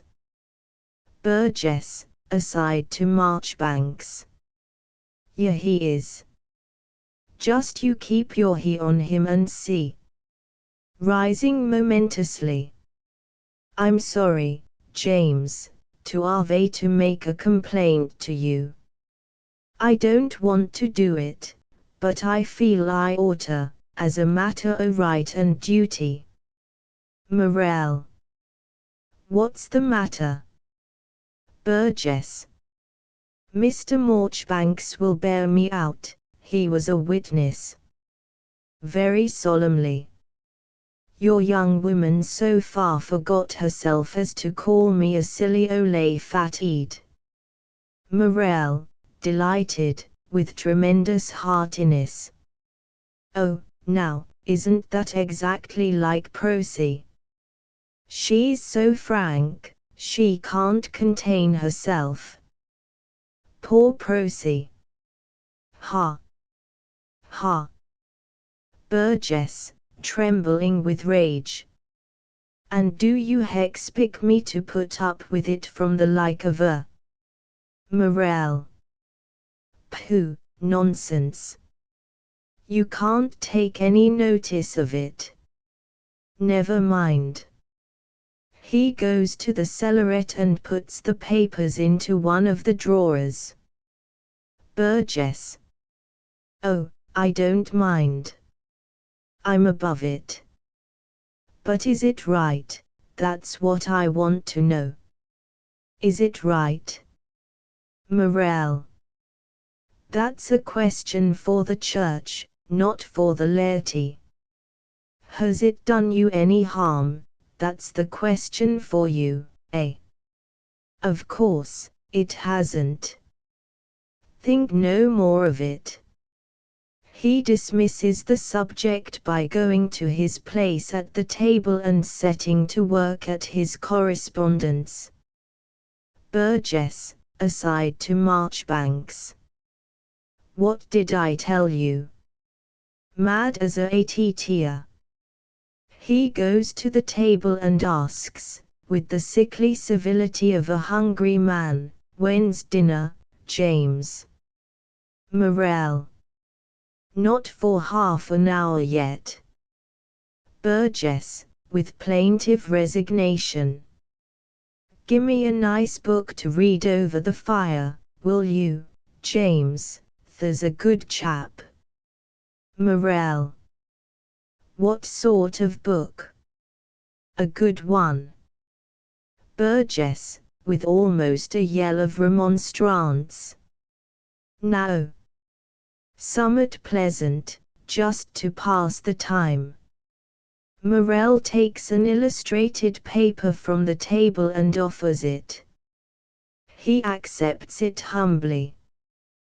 Thank you, James. He goes back to his easy chair at the fire, and sits there at his ease, reading. Morel, as he writes. Candida will come to entertain you presently. She has got rid of her pupil. She is filling the lamps. Marchbanks, starting up in the wildest consternation. But that will soil her hands. I can't bear that, Morel, it's a shame. I'll go and fill them. He makes for the door. Morel. You'd better not. Marchbanks stops irresolutely. She'd only set you to clean my boots, to save me the trouble of doing it myself in the morning. Burgess, with grave disapproval. Don't you keep a servant now, James? Morel. Yes, but she isn't a slave, and the house looks as if I kept 3.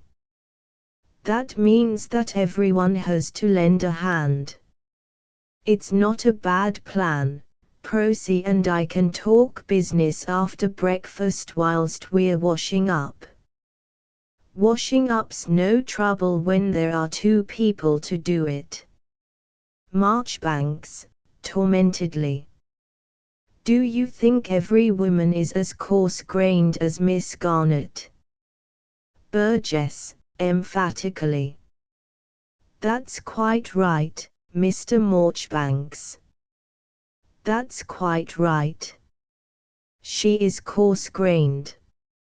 Morel, quietly and significantly. Marchbanks. Marchbanks. Yes. Morel. How many servants does your father keep? Marchbanks. Oh, I don't know. He comes back uneasily to the sofa, as if to get as far as possible from Morel's questioning, and sits down in great agony of mind, thinking of the paraffin. Morel. Very gravely. So many that you don't know. More aggressively. Anyhow, when there's anything coarse-grained to be done, you ring the bell and throw it on to somebody else, eh? That's one of the great facts in your existence, isn't it? Marchbanks. Oh, don't torture me. The one great fact now is that your wife's beautiful fingers are dabbling in paraffin oil, and that you are sitting here comfortably preaching about it, everlasting preaching, preaching, words, words, words. Burgess, intensely appreciating this retort. Ha, ha. Devil a better. Radiantly. Add you there, James, straight. Candida comes in, well aproned, with a reading lamp trimmed, filled, and ready for lighting. She places it on the table near Morel, ready for use. Candida, brushing her fingertips together with a slight twitch of her nose. If you stay with us, Eugene, I think I will hand over the lamps to you. Marchbanks.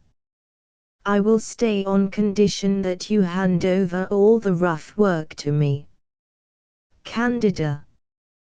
That's very gallant, but I think I should like to see how you do it first. Turning to Morel. James, you've not been looking after the house properly. Morel.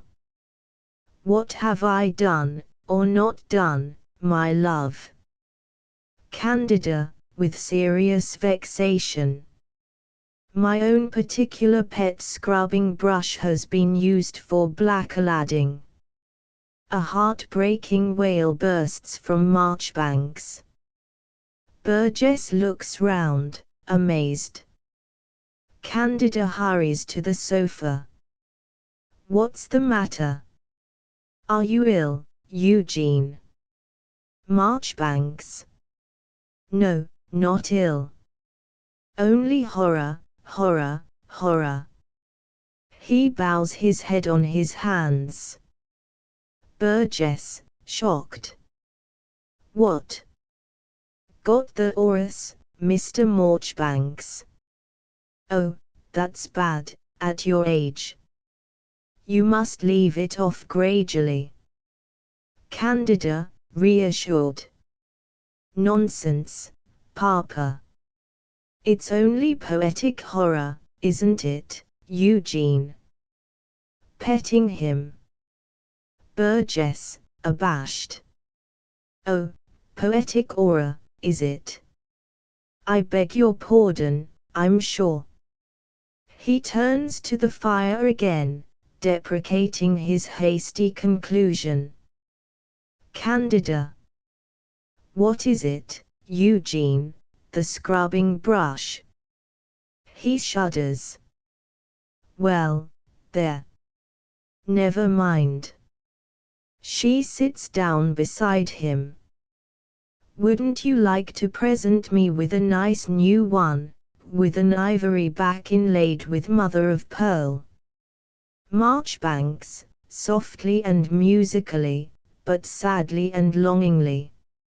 No, not a scrubbing brush, but a boat, a tiny shallop to sail away in, far from the world, where the marble floors are washed by the rain and dried by the sun, where the south wind dusts the beautiful green and purple carpets. Or a chariot, to carry us up into the sky, where the lamps are stars, and don't need to be filled with paraffin oil every day. Morel, harshly. And where there is nothing to do but to be idle, selfish and useless. Candida, jarred. Oh, James, how could you spoil it all? Marchbanks, firing up. Yes, to be idle, selfish and useless, that is to be beautiful and free and happy. Hasn't every man desired that with all his soul for the woman he loves? That's my ideal, what's yours, and that of all the dreadful people who live in these hideous rows of houses? Sermons and scrubbing brushes. With you to preach the sermon and your wife to scrub. Candida, quaintly. He cleans the boots, Eugene. You will have to clean them tomorrow for saying that about him. Marchbanks. Oh. Don't talk about boots. Your feet should be beautiful on the mountains. Candida. My feet would not be beautiful on the Hackney Road without boots. Burgess, scandalized. Come, Candy, don't be vulgar. Mr. Marchbanks ain't accustomed to it. You're giving him the chorus again. I mean the poetic ones. Morel is silent. Apparently he is busy with his letters, really he is puzzling with misgiving over his new and alarming experience that the surer he is of his moral thrusts, the more swiftly and effectively Eugene parries them. To find himself beginning to fear a man whom he does not respect affects him bitterly. Miss Garnett comes in with a telegram. Proserpine, handing the telegram to Morel. Reply paid. The boys waiting. To Candida, coming back to her machine and sitting down. Maria is ready for you now in the kitchen, Mrs. Morel. Candida rises. The onions have come. Marchbanks, convulsively. Onions. Candida. Yes, onions. Not even Spanish ones, nasty little red onions. You shall help me to slice them. Come along. She catches him by the wrist and runs out, pulling him after her. Burgess rises in consternation, and stands aghast on the hearth-rug, staring after them. Burgess. Candy didn't oughter handle a pisnevy like that. It's going too far with it. Look here, James, do we often get taken queer like that? Morel, shortly, writing a telegram. I don't know. Burgess, sentimentally. He talks very pretty.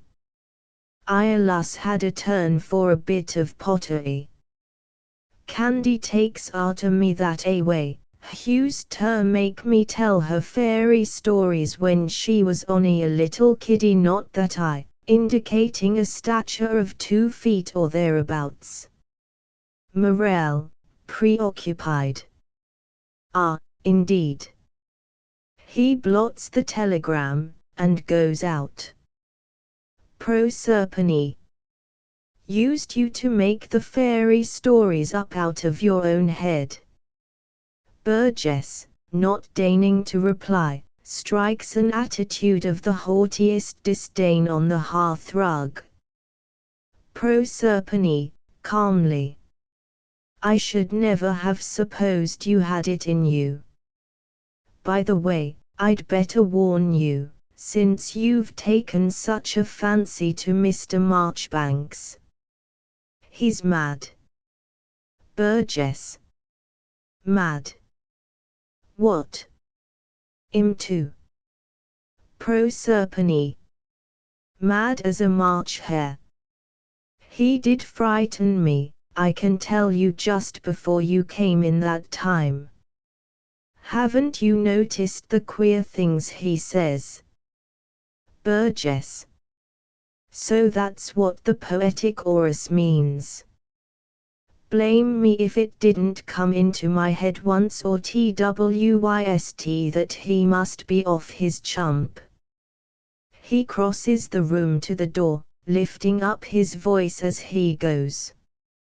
Well, this is a pretty sort of asylum for a man to be in, with no one but you to take care of him. Proserpine, as he passes her. Yes, what a dreadful thing it would be if anything happened to you. Burgess, loftily. Don't you address no remarks to me. Tell your employer that I've gone into the garden for a smoke. Proserpine, mocking. Oh. Before Burgess can retort, Morel comes back. Burgess, sentimentally. Going for a turn in the garden to smoke, James. Morel, brusquely. Oh, all right, all right. Burgess goes out pathetically in the character of the weary old man. Morel stands at the table, turning over his papers, and adding, across to Proserpine, half humorously, half absently, well, Miss Prosy, why have you been calling my father-in-law names? Proserpine, blushing fiery red, and looking quickly up at him, half scared, half reproachful. She bursts into tears.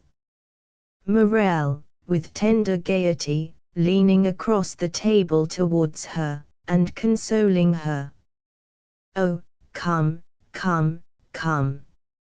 Never mind, Prose, he is a silly old fat head, isn't he? With an explosive sob, she makes a dash at the door, and vanishes, banging it. Morel, shaking his head resignedly, sighs, and goes wearily to his chair, where he sits down and sets to work, looking old and careworn. Candida comes in. She has finished her household work and taken off the apron.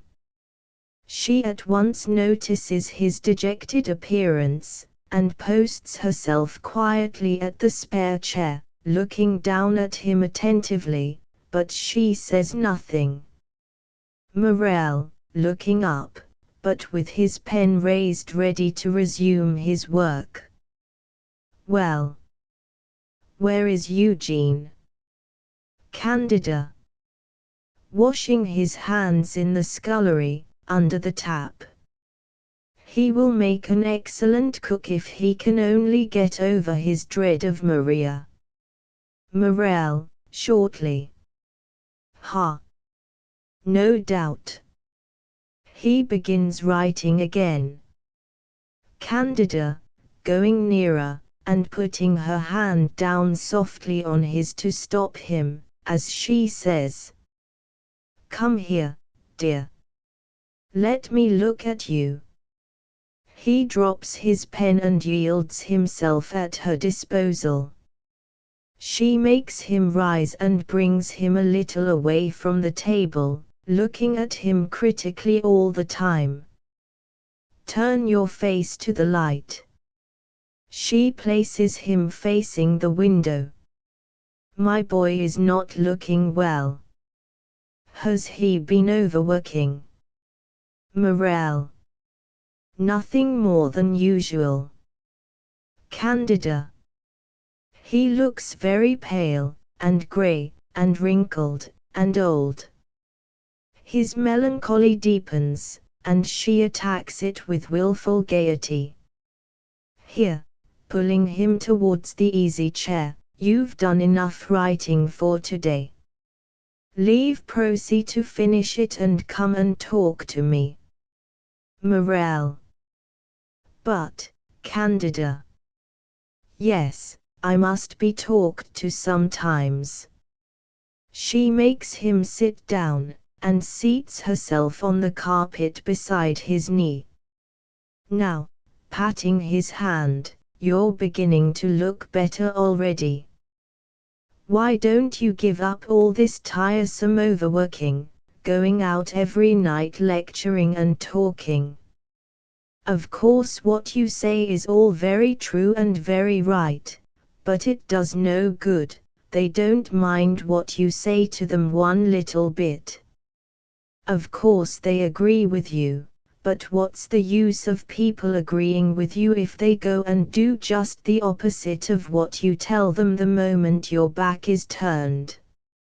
Look at our congregation at St. Dominic's. Why do they come to hear you talking about Christianity every Sunday? Why?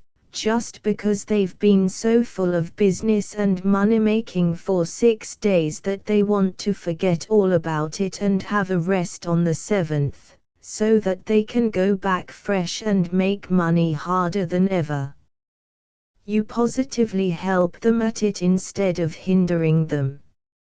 Morel, with energetic seriousness. You know very well, Candida, that I often blow them up soundly for that. But if there is nothing in their church going but rest and diversion, why don't they try something more amusing, more self-indulgent? There must be some good in the fact that they prefer St. Dominic's to worse places on Sundays. Candida. Oh, the worst places aren't open, and even if they were, they daren't be seen going to them. Besides, James, dear, you preach so splendidly that it's as good as a play for them. Why do you think the women are so enthusiastic? Morel, shocked.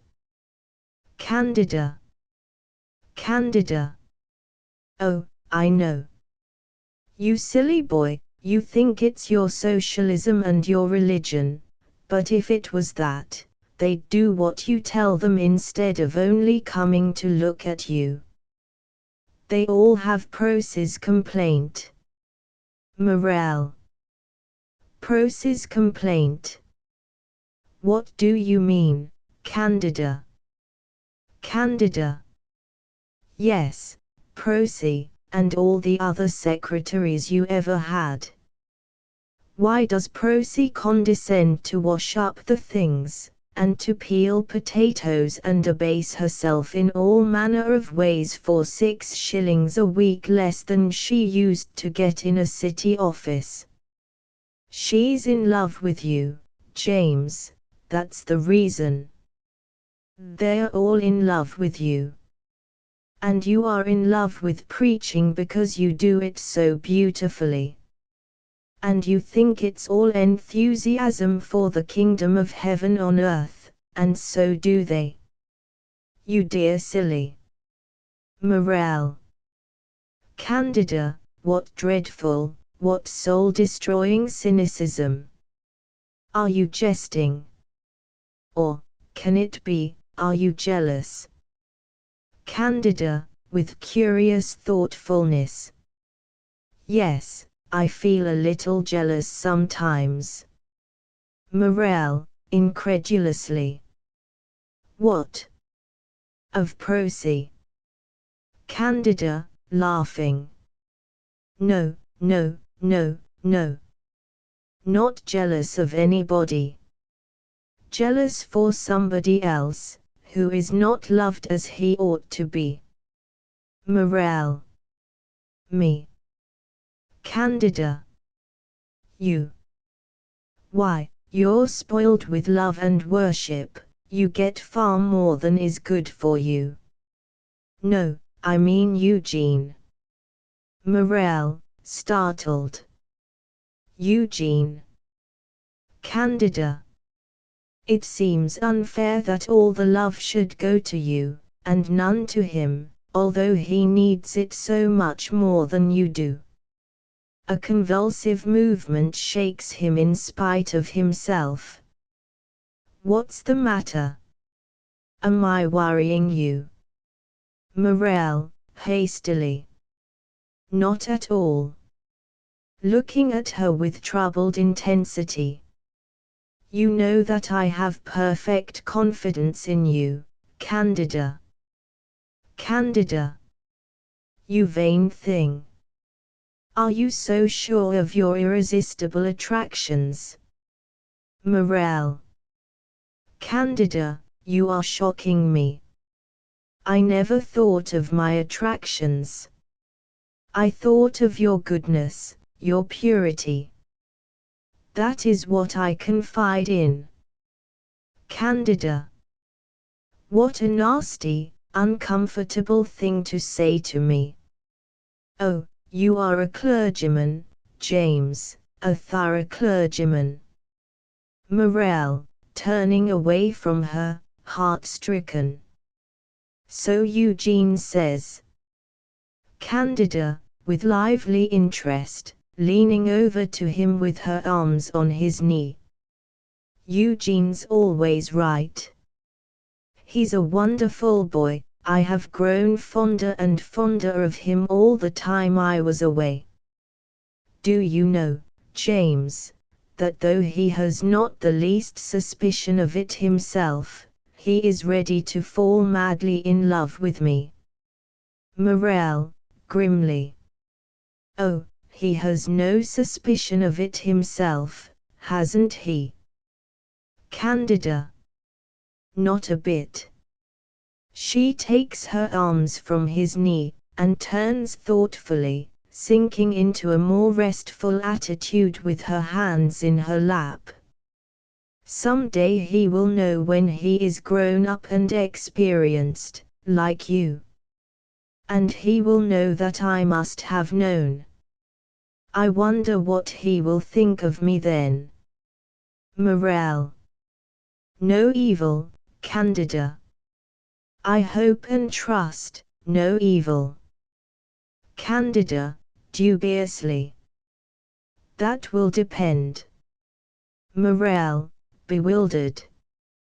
Depend. Candida, looking at him. Yes, it will depend on what happens to him. He looked vacantly at her. Don't you see? It will depend on how he comes to learn what love really is. I mean on the sort of woman who will teach it to him. Morel, quite at a loss. Yes. No, I don't know what you mean. Candida, explaining. If he learns it from a good woman, then it will be all right, he will forgive me. Morel. Forgive. Candida. But suppose he learns it from a bad woman, as so many men do, especially poetic men, who imagine all women are angels. Suppose he only discovers the value of love when he has thrown it away and degraded himself in his ignorance. Will he forgive me then, do you think? Morel. Forgive you for what? Candida, realizing how stupid he is, and a little disappointed, though quite tenderly so. Don't you understand? He shakes his head. She turns to him again, so as to explain with the fondest intimacy. I mean, will he forgive me for not teaching him myself? For abandoning him to the bad women for the sake of my goodness, my purity, as you call it? Ah, James, How little you understand me, to talk of your confidence in my goodness and purity. I would give them both to poor Eugene as willingly as I would give my shawl to a beggar dying of cold, if there were nothing else to restrain me. Put your trust in my love for you, James, for if that went, I should care very little for your sermons, mere phrases that you cheat yourself and others with every day. She is about to rise. Morel. His words.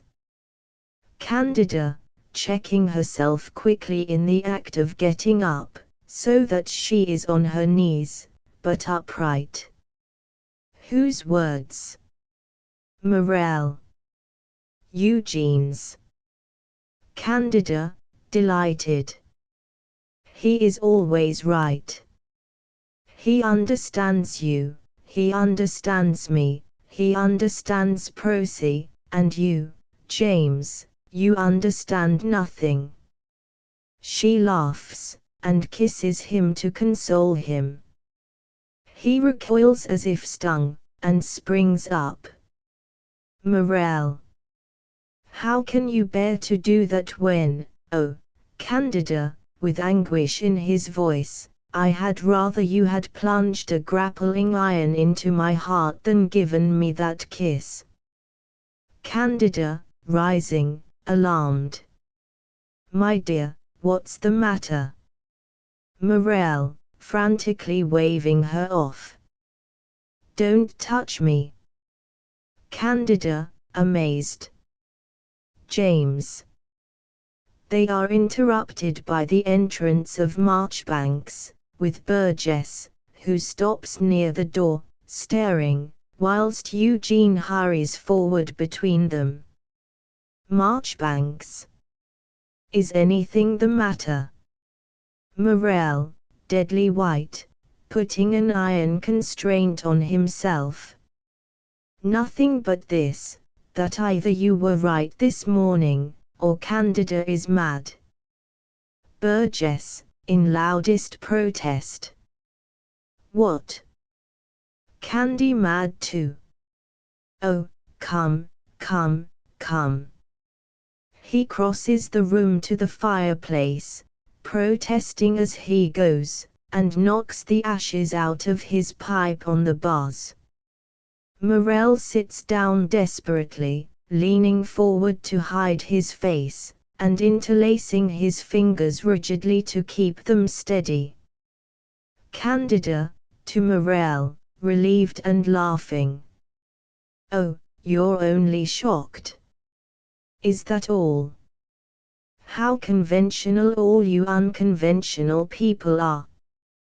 Burgess. Come, behave yourself, Candy. What'll Mr. Marchbanks think of you? Candida. This comes of James teaching me to think for myself, and never to hold back out of fear of what other people may think of me. It works beautifully as long as I think the same things as he does. But now, because I have just thought something different, look at him, just look.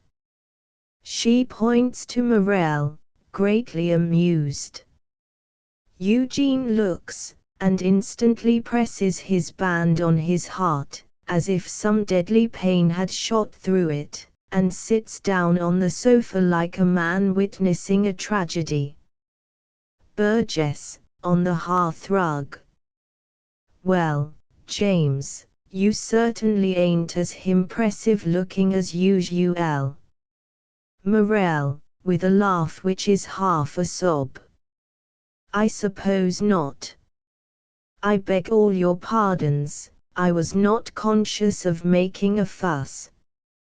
Pulling himself together. Well, well, well, well, well.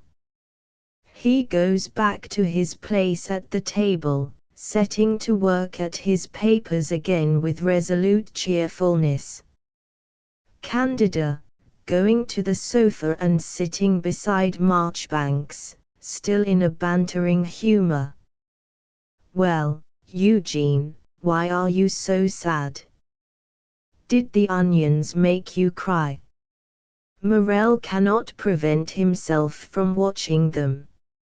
Marchbanks, aside to her. It is your cruelty. I hate cruelty.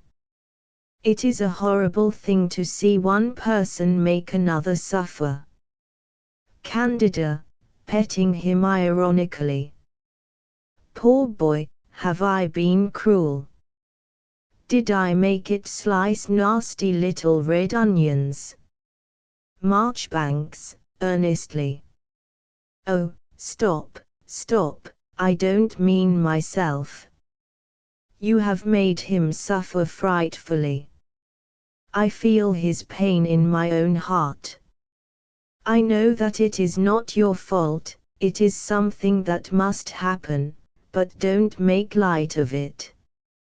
I shudder when you torture him and laugh. Candida, incredulously. I torture James. Nonsense, Eugene, how you exaggerate. Silly. She looks round at Morel, who hastily resumes his writing. She goes to him and stands behind his chair, bending over him. Don't work any more, dear. Come and talk to us. Morel, affectionately but bitterly. Ah no, I can't talk. I can only preach. Candida, caressing him. Well, come and preach. Burgess, strongly remonstrating. Or, no, Candy. Hang it all. Lexi Mill comes in, looking anxious and important. Lexi, hastening to shake hands with Candida. How do you do, Mrs. Morel? So glad to see you back again. Candida. Thank you, Lexi. You know Eugene, don't you? Lexi. Oh, yes. How do you do, Marchbanks? Marchbanks. Quite well, thanks. Lexi, to Morel. I've just come from the Guild of St. Matthew. They are in the greatest consternation about your telegram. There's nothing wrong, is there? Candida.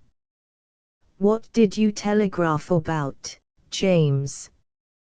Lexi, to Candida. He was to have spoken for them tonight.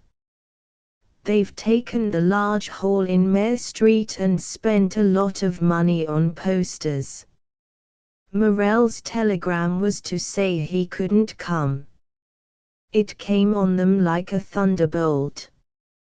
Candida, surprised, and beginning to suspect something wrong. Given up an engagement to speak. Burgess. First time in his life, I'll bet. Ain't it, Candy? Lexi, to Morel. They decided to send an urgent telegram to you asking whether you could not change your mind. Have you received it? Morel, with restrained impatience. Yes, yes, I got it. Lexi. It was reply paid. Morel. Yes, I know. I answered it. I can't go. Candida. But why, James? Morel, almost fiercely. Because I don't choose. These people forget that I am a man.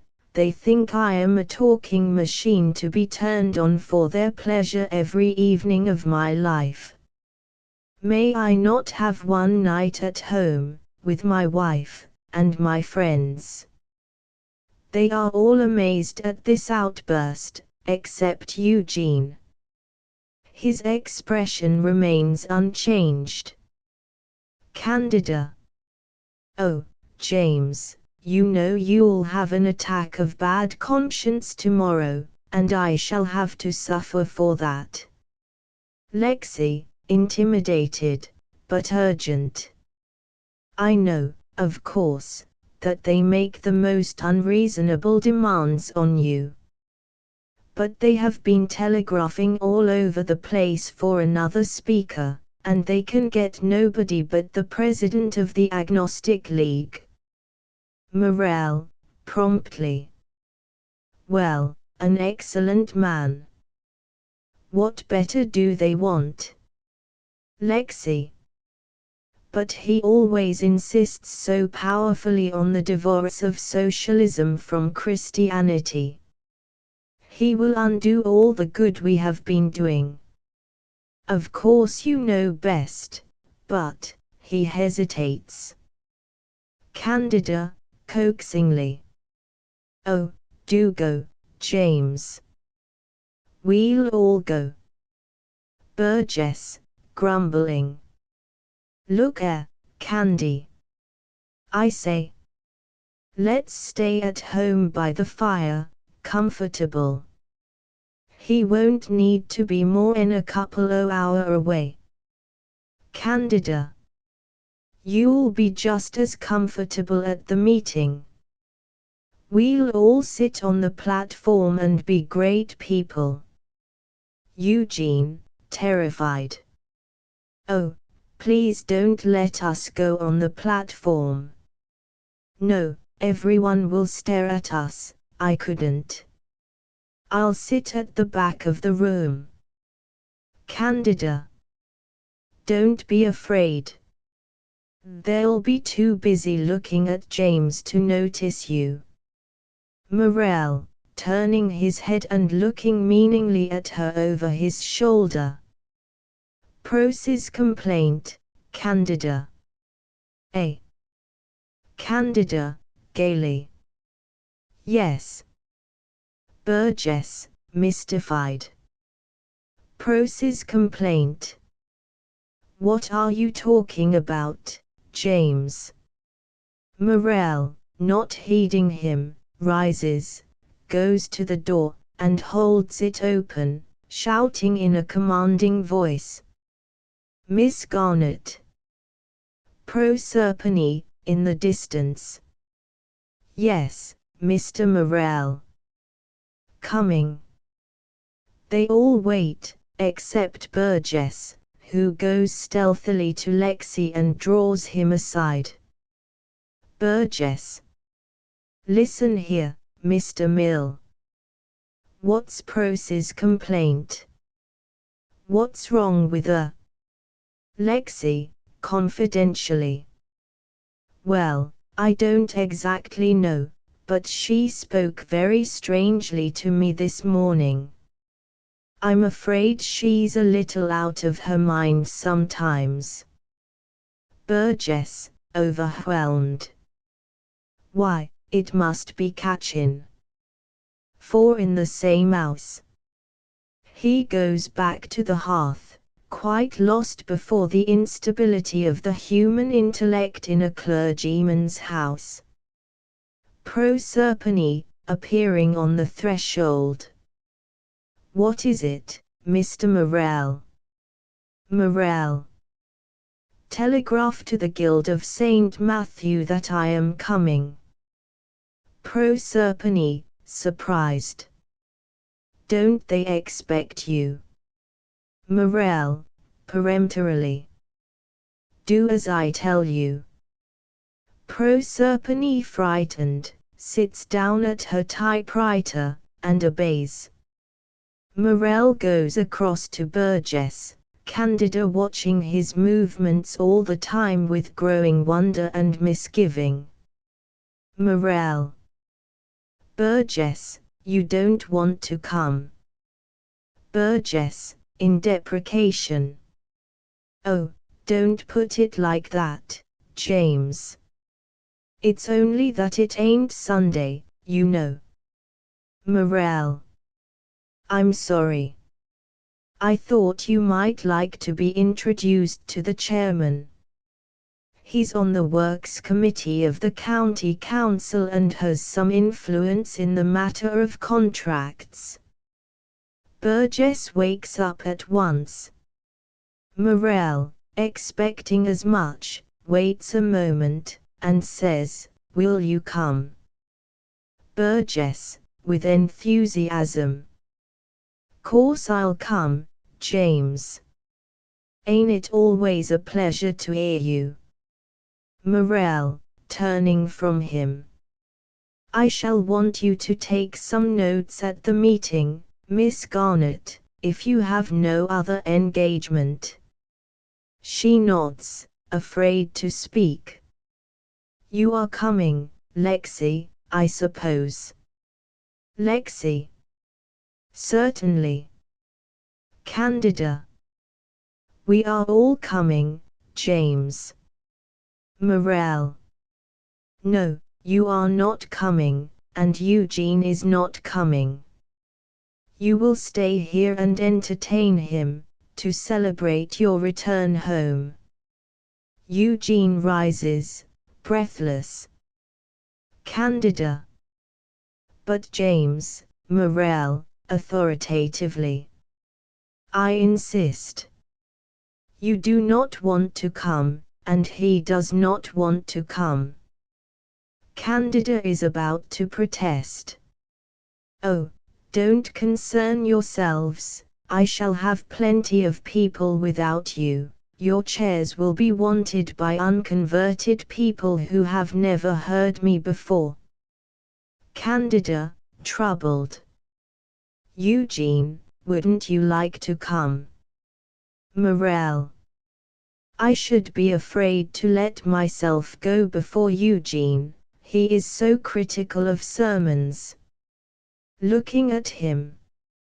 "He knows I am afraid of him, he told me as much this morning." "Well, I shall show him how much afraid I am by leaving him here in your custody, Candida." Marchbanks, to himself, with vivid feeling. "That's brave. That's beautiful." He sits down again listening with parted lips. Candida, with anxious misgiving. But, is anything the matter, James?" Greatly troubled. "I can't understand, Morel." "Ah, I thought it was I who couldn't understand, dear." He takes her tenderly in his arms and kisses her on the forehead, then looks round quietly at Marchbanks. Act 3 late in the evening. Past 10. The curtains are drawn, and the lamps lighted. The typewriter is in its case, the large table has been cleared and tidied, everything indicates that the day's work is done. Candida and Marchbanks are seated at the fire. The reading lamp is on the mantel shelf above Marchbanks, who is sitting on the small chair reading aloud from a manuscript. A little pile of manuscripts and a couple of volumes of poetry are on the carpet beside him. Candida is in the easy chair with the poker, a light brass one, upright in her hand. She is leaning back and looking at the point of it curiously, with her feet stretched towards the blaze and her heels resting on the fender, profoundly unconscious of her appearance and surroundings. Marchbanks, breaking off in his recitation, every poet that ever lived has put that thought into a sonnet. He must, he can't help it. He looks to her for assent, and notices her absorption in the poker. "Haven't you been listening?" No response. Mrs. Morel. Candida, starting. A. Marchbanks. Haven't you been listening? Candida, with a guilty excess of politeness. Oh, yes. It's very nice. Go on, Eugene. I'm longing to hear what happens to the angel. Marchbanks, crushed, the manuscript dropping from his hand to the floor. I beg your pardon for boring you. Candida. But you are not boring me, I assure you. Please go on. Do, Eugene. Marchbanks. I finished the poem about the angel quarter of an hour ago. I've read you several things since. Candida, remorsefully. I'm so sorry, Eugene. I think the poker must have fascinated me. She puts it down. Marchbanks. It made me horribly uneasy. Candida.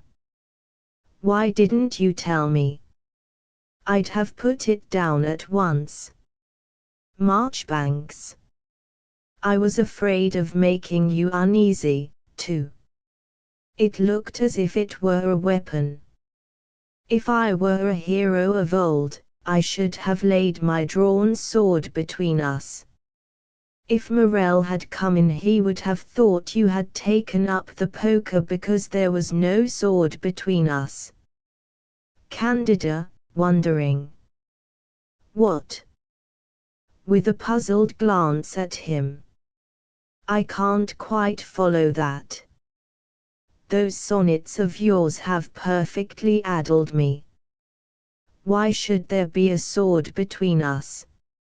Marchbanks, evasively. Oh, never mind. He stoops to pick up the manuscript. Candida. Put that down again, Eugene. There are limits to my appetite for poetry, even your poetry. You've been reading to me for more than 2 hours, ever since James went out. I want to talk. Marchbanks, rising, scared. No, I mustn't talk. He looks round him in his lost way, and adds, suddenly, I think I'll go out and take a walk in the park. Making for the door. Candida. Nonsense, it's shut long ago. Come and sit down on the hearth rug, and talk moonshine as you usually do. I want to be amused. Don't you want to? Marchbanks, in half terror, half rapture. Yes. Candida. Then come along. She moves her chair back a little to make room. He hesitates, then timidly stretches himself on the hearth rug, face upwards, and throws back his head across her knees, looking up at her. Marchbanks. Oh, I've been so miserable all the evening, because I was doing right. Now I'm doing wrong, and I'm happy. Candida, tenderly amused at him. Yes, I'm sure you feel a great grown-up wicked deceiver, quite proud of yourself, aren't you? Marchbanks, raising his head quickly and turning a little to look round at her. Take care. I'm ever so much older than you, if you only knew. He turns quite over on his knees, with his hands clasped and his arms on her lap, and speaks with growing impulse, his blood beginning to stir. May I say some wicked things to you? Candida, without the least fear or coldness, quite nobly, and with perfect respect for his passion, but with a touch of her wise-hearted maternal humor. No. But you may say anything you really and truly feel. Anything at all, no matter what it is. I am not afraid, so long as it is your real self that speaks, and not a mere attitude, a gallant attitude, or a wicked attitude, or even a poetic attitude. I put you on your honor and truth. Now say whatever you want to. Marchbanks, the eager expression vanishing utterly from his lips and nostrils as his eyes light up with pathetic spirituality. Oh, now I can't say anything, all the words I know belong to some attitude or other, all except one. Candida. What one is that? Marchbanks, softly, losing himself in the music of the name. Candida, Candida, Candida, Candida, Candida. I must say that now, because you have put me on my honor and truth, and I never think or feel Mrs. Morel, it is always Candida. Candida. Of course. And what have you to say to Candida? Marchbanks. Nothing, but to repeat your name 1,000 times. Don't you feel that every time is a prayer to you? Candida. Doesn't it make you happy to be able to pray? Marchbanks. Yes, very happy. Candida. Well, that happiness is the answer to your prayer. Do you want anything more? Marchbanks, in beatitude. No, I have come into heaven, where want is unknown. Morel comes in. He halts on the threshold, and takes in the scene at a glance. Morel, grave and self-contained. I hope I don't disturb you. Candida starts up violently, but without the smallest embarrassment, laughing at herself. Eugene, still kneeling, saves himself from falling by putting his hands on the seat of the chair, and remains there, staring open-mouthed at Morel. Candida, as she rises. Oh, James, how you startled me. I was so taken up with Eugene that I didn't hear your latchkey. How did the meeting go off? Did you speak well? Morel. I have never spoken better in my life. Candida. That was first rate. How much was the collection? Morel. I forgot to ask. Candida, to Eugene. He must have spoken splendidly, or he would never have forgotten that. To Morel. Where are all the others? Morel. They left long before I could get away. I thought I should never escape. I believe they are having supper somewhere. Candida, in her domestic business tone. Oh, in that case, Maria may go to bed. I'll tell her. She goes out to the kitchen. Morel, looking sternly down at Marchbanks. Well. Marchbanks, squatting cross-legged on the hearth-rug, and actually at ease with Morel, even impishly humorous. Well. Morel. Have you anything to tell me? Marchbanks. Only that I have been making a fool of myself here in private whilst you have been making a fool of yourself in public. Morel. Hardly in the same way, I think. Marchbanks, scrambling up, eagerly. The very, very same way. I have been playing the good man just like you. When you began your heroics about leaving me here with Candida, Morel, involuntarily. Candida. Marchbanks. Oh, yes, I've got that far. Heroics are infectious. I caught the disease from you. I swore not to say a word in your absence that I would not have said a month ago in your presence. Morel. Did you keep your oath? Marchbanks. Suddenly perching himself grotesquely on the easy chair. I was ass enough to keep it until about 10 minutes ago.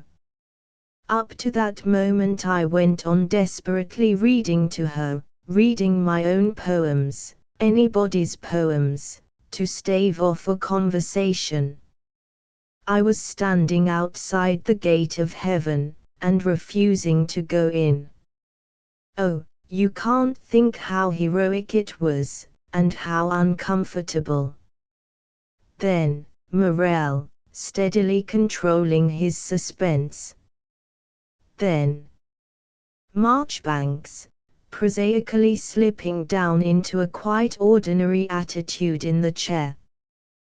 Then she couldn't bear being read to any longer. Morel. And you approached the gate of heaven at last. Marchbanks. Yes. Morel. Well. Fiercely. Speak, man, have you no feeling for me?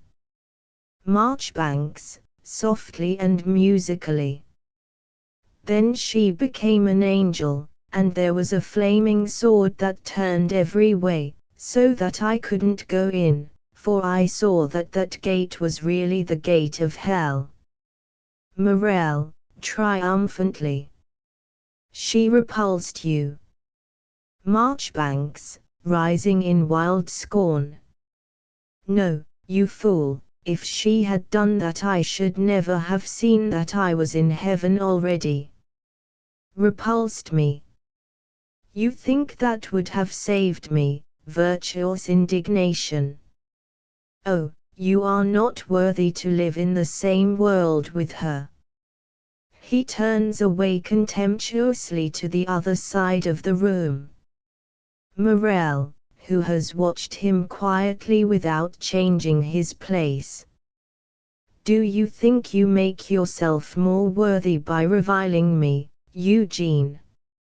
Marchbanks. Here endeth the 1001st lesson. Morel, I don't think much of your preaching after all, I believe I could do it better myself. The man I want to meet is the man that Candida married. Morel. The man that. Do you mean me? Marchbanks. I don't mean the Reverend James Mavor Morel, moralist and windbag. I mean the real man that the Reverend James must have hidden somewhere inside his black coat, the man that Candida loved. You can't make a woman like Candida love you by merely buttoning your collar at the back instead of in front. Morel, boldly and steadily. When Candida promised to marry me, I was the same moralist and windbag that you now see. I wore my black coat, and my collar was buttoned behind instead of in front. Do you think she would have loved me any the better for being insincere in my profession? Marchbanks, on the sofa hugging his ankles. Oh, she forgave you, just as she forgives me for being a coward, and a weakling, and what you call a snivelling little whelp and all the rest of it. Dreamily. A woman like that has divine insight. She loves our souls, and not our follies and vanities and illusions, or our collars and coats, or any other of the rags and tatters we are rolled up in. He reflects on this for an instant, then turns intently to question Morel. What I want to know is how you got past the flaming sword that stopped me. Morel, meaningly. Perhaps because I was not interrupted at the end of 10 minutes. Marchbanks, taken aback. What? Morel. Man can climb to the highest summits, but he cannot dwell there long. Marchbanks. It's false, there can he dwell forever and there only. It's in the other moments that he can find no rest, no sense of the silent glory of life. Where would you have me spend my moments, if not on the summits? Morel. In the scullery, slicing onions and filling lamps. Marchbanks. Or in the pulpit, scrubbing cheap earthenware souls. Morel. Yes, that, too. It was there that I earned my golden moment, and the right, in that moment, to ask her to love me. I did not take the moment on credit, nor did I use it to steal another man's happiness. Marchbanks, rather disgustedly, trotting back towards the fireplace. I have no doubt you conducted the transaction as honestly as if you were buying a pound of cheese. He stops on the brink of the hearthrug and adds, thoughtfully, to himself, with his back turned to Morel, I could only go to her as a beggar. Morel, starting. A beggar dying of cold, asking for her shawl. Marchbanks, turning, surprised. Thank you for touching up my poetry. Yes, if you like, a beggar dying of cold asking for her shawl. Morel, excitedly. And she refused. Shall I tell you why she refused? I can tell you, on her own authority. It was because of Marchbanks. She didn't refuse. Morel. Not.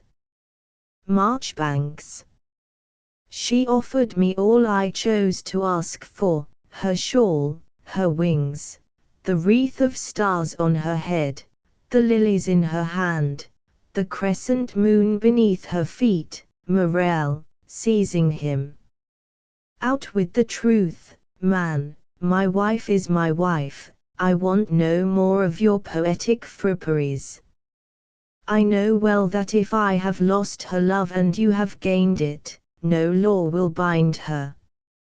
Marchbanks, quaintly, without fear or resistance. Catch me by the shirt collar, Morel. She will arrange it for me afterwards as she did this morning. With quiet rapture. I shall feel her hands touch me. Morel. You young imp, do you know how dangerous it is to say that to me? Or, with a sudden misgiving, has something made you brave? Marchbanks. I'm not afraid now. I disliked you before, that was why I shrank from your touch. But I saw today, when she tortured you, that you love her. Since then I have been your friend, you may strangle me if you like. Morel, releasing him. Eugene, if that is not a heartless lie, if you have a spark of human feeling left in you, will you tell me what has happened during my absence? Marchbanks. What happened? Why, the flaming sword, Morel stamps with impatience. Well, in plain prose, I loved her so exquisitely that I wanted nothing more than the happiness of being in such love. And before I had time to come down from the highest summits, you came in. Morel, suffering deeply. So it is still unsettled, still the misery of doubt. Marchbanks. Misery. I am the happiest of men. I desire nothing now but her happiness. With dreamy enthusiasm. Oh, Morel, let us both give her up.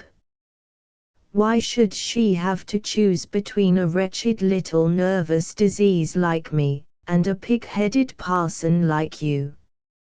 Let us go on a pilgrimage, you to the east and I to the west, in search of a worthy lover for her, some beautiful archangel with purple wings, Morel. Some fidelistic. Oh, if she is mad enough to leave me for you, who will protect her? Who will help her? Who will work for her? Who will be a father to her children? He sits down distractedly on the sofa, with his elbows on his knees and his head propped on his clenched fists. Marchbanks, snapping his fingers wildly. She does not ask those silly questions. It is she who wants somebody to protect, to help, to work for, somebody to give her children to protect, to help and to work for. Some grown-up man who has become as a little child again. Oh, you fool, you fool, you triple fool. I am the man, Morel, I am the man. He dances about excitedly, crying. You don't understand what a woman is. Send for her, Morel, send for her and let her choose between. The door opens and Candida enters. He stops as if petrified. Candida, amazed, on the threshold. What on earth are you at, Eugene? Marchbanks, oddly. James and I are having a preaching match, and he is getting the worst of it. Candida looks quickly round at Morel. Seeing that he is distressed, she hurries down to him, greatly vexed, speaking with vigorous reproach to Marchbanks. Candida. You have been annoying him. Now I won't have it, Eugene, do you hear?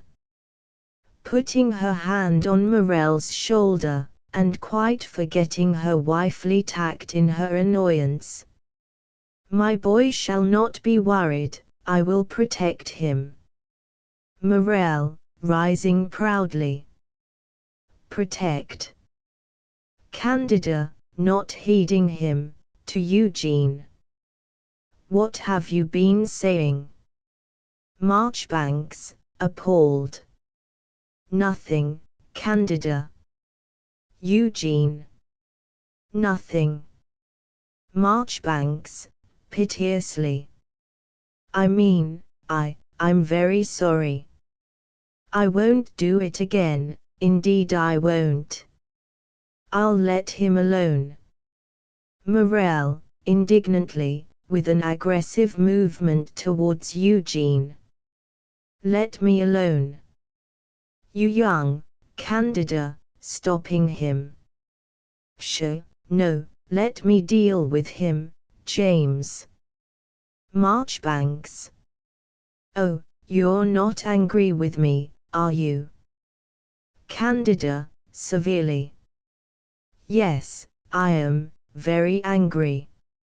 I have a great mind to pack you out of the house. Morel, taken aback by Candida's vigor, and by no means relishing the sense of being rescued by her from another man. Gently, Candida, gently. I am able to take care of myself. Candida, petting him. Yes, dear, of course you are. But you mustn't be annoyed and made miserable. Marchbanks, almost in tears, turning to the door. I'll go. Candida. Oh, you needn't go, I can't turn you out at this time of night. Vehemently. Shame on you. For shame. Marchbanks, desperately. But what have I done? Candida. I know what you have done, as well as if I had been here all the time. Oh, it was unworthy. You are like a child, you cannot hold your tongue. Marchbanks. I would die 10 times over sooner than give you a moment's pain. Candida, with infinite contempt for this puerility. Much good your dying would do me. Morel. Candida, my dear, this altercation is hardly quite seemingly.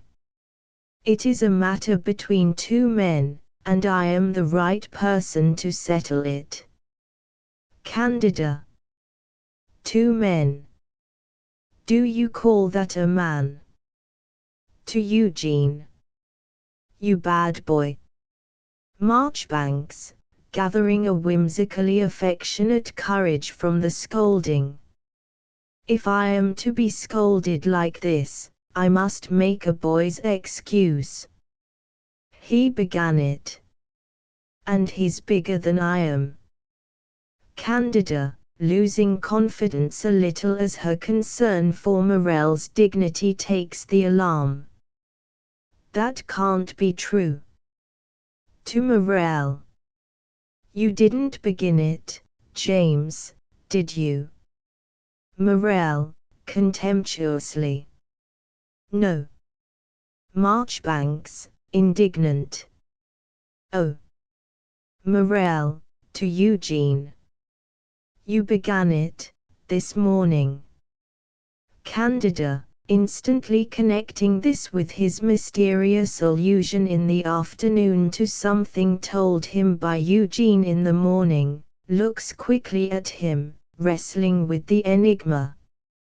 Morel proceeds with the emphasis of offended superiority. But your other point is true. I am certainly the bigger of the two, and, I hope, the stronger, Candida. So you had better leave the matter in my hands. Candida, again soothing him. Yes, dear, but, troubled. I don't understand about this morning. Morel, gently snubbing her. You need not understand, my dear. Candida. But, James, the street bell rings. Oh, bother. Here they all come. She goes out to let them in. Marchbanks, running to Morel. Oh, Morel, isn't it dreadful? She's angry with us. She hates me. What shall I do? Morel, with quaint desperation, clutching himself by the hair. Eugene, my head is spinning round. I shall begin to laugh presently. He walks up and down the middle of the room. Marchbanks, following him anxiously. No, no. She'll think I've thrown you into hysterics. Don't laugh. Boisterous voices and laughter are heard approaching. Lexi Mill, his eyes sparkling, and his bearing denoting unwanted elevation of spirit, enters with Burgess, who is greasy and self-complacent, but has all his wits about him. Miss Garnett, with her smartest hat and jacket on, follows them, but though her eyes are brighter than before, she is evidently a prey to misgiving. She places herself with her back to her typewriting table, with one hand on it to rest herself, passes the other across her forehead as if she were a little tired and giddy. Marchbanks relapses into shyness and edges away into the corner near the window, where Morell's books are. Mill, exhilaratedly. Morell, I must congratulate you. Grasping his hand. What a noble, splendid, inspired address you gave us. You surpassed yourself. Burgess. So you did, James. It fair kept me awake to the last word. Didn't it, Miss Garnett? Proserpine, worriedly. Oh, I wasn't minding you, I was trying to make notes. She takes out her notebook, and looks at her stenography, which nearly makes her cry. Morell. Did I go too fast, Proserpine? Much too fast. You know I can't do more than 100 words a minute. She relieves her feelings by throwing her notebook angrily beside her machine, ready for use next morning. Morell, soothingly. Oh, well, well, never mind, never mind, never mind. Have you all had supper? Lexi. Mr. Burgess has been kind enough to give us a really splendid supper at the Belgrave. Burgess, with effusive magnanimity. Don't mention it, Mr. Mill. Modestly. You're hearty welcome to my little treat. Proserpine. We had champagne. I never tasted it before. I feel quite giddy. Morell, surprised. A champagne supper. That was very handsome. Was it my eloquence that produced all this extravagance? Mill, rhetorically. Your eloquence, and Mr. Burgess's goodness of heart. With a fresh burst of exhilaration. And what a very fine fellow the chairman is, Morell. He came to supper with us. Morell, with long-drawn significance, looking at Burgess. OOOH, the chairman. Now I understand.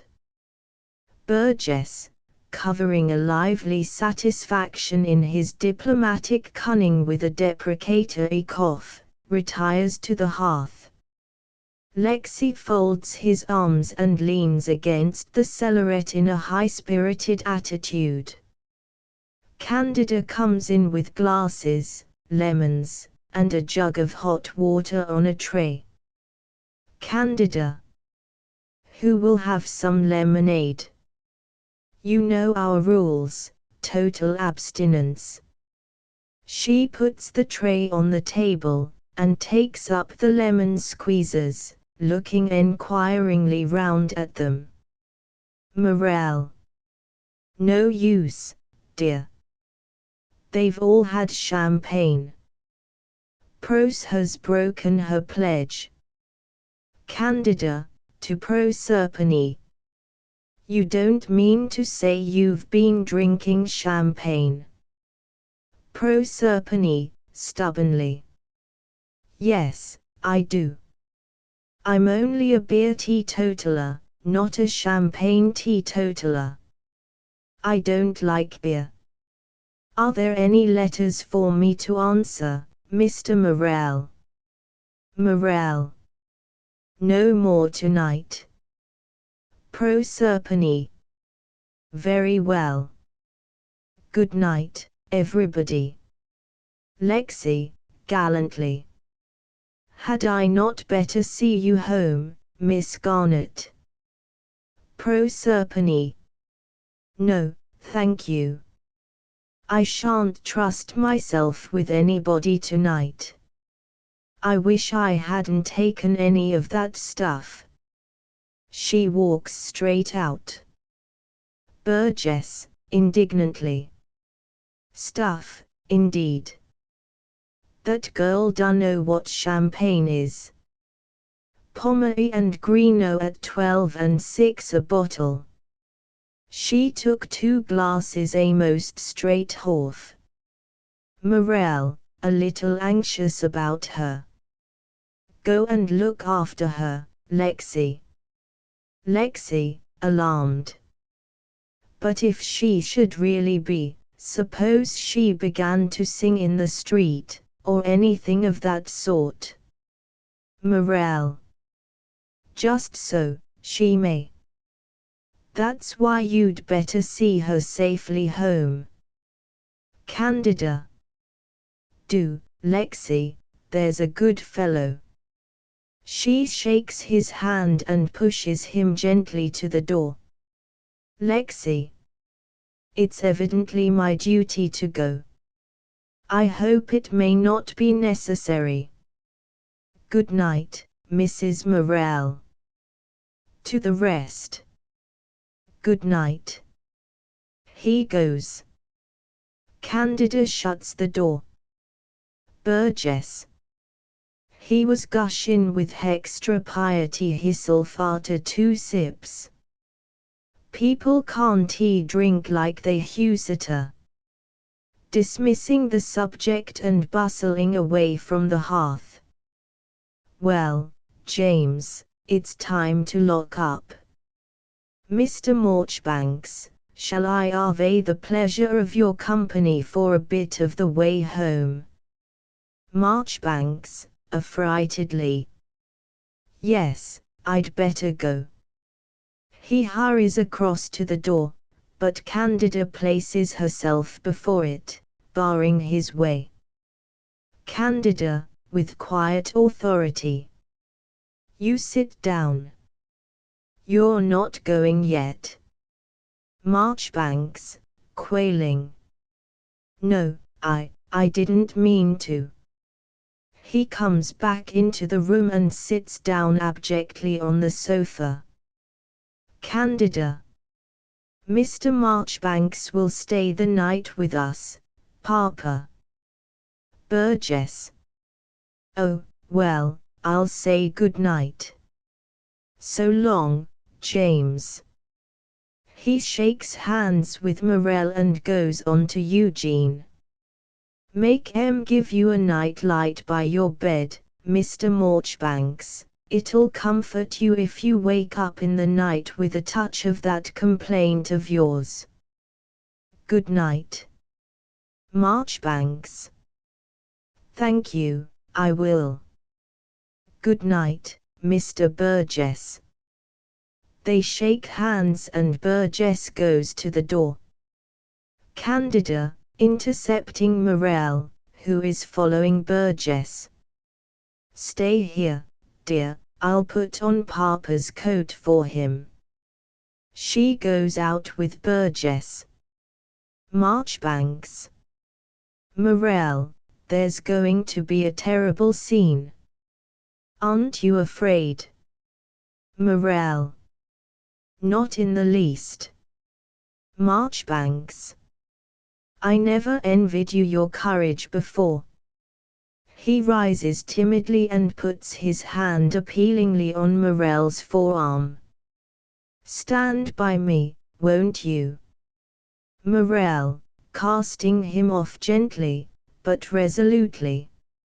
Each for himself, Eugene. She must choose between us now.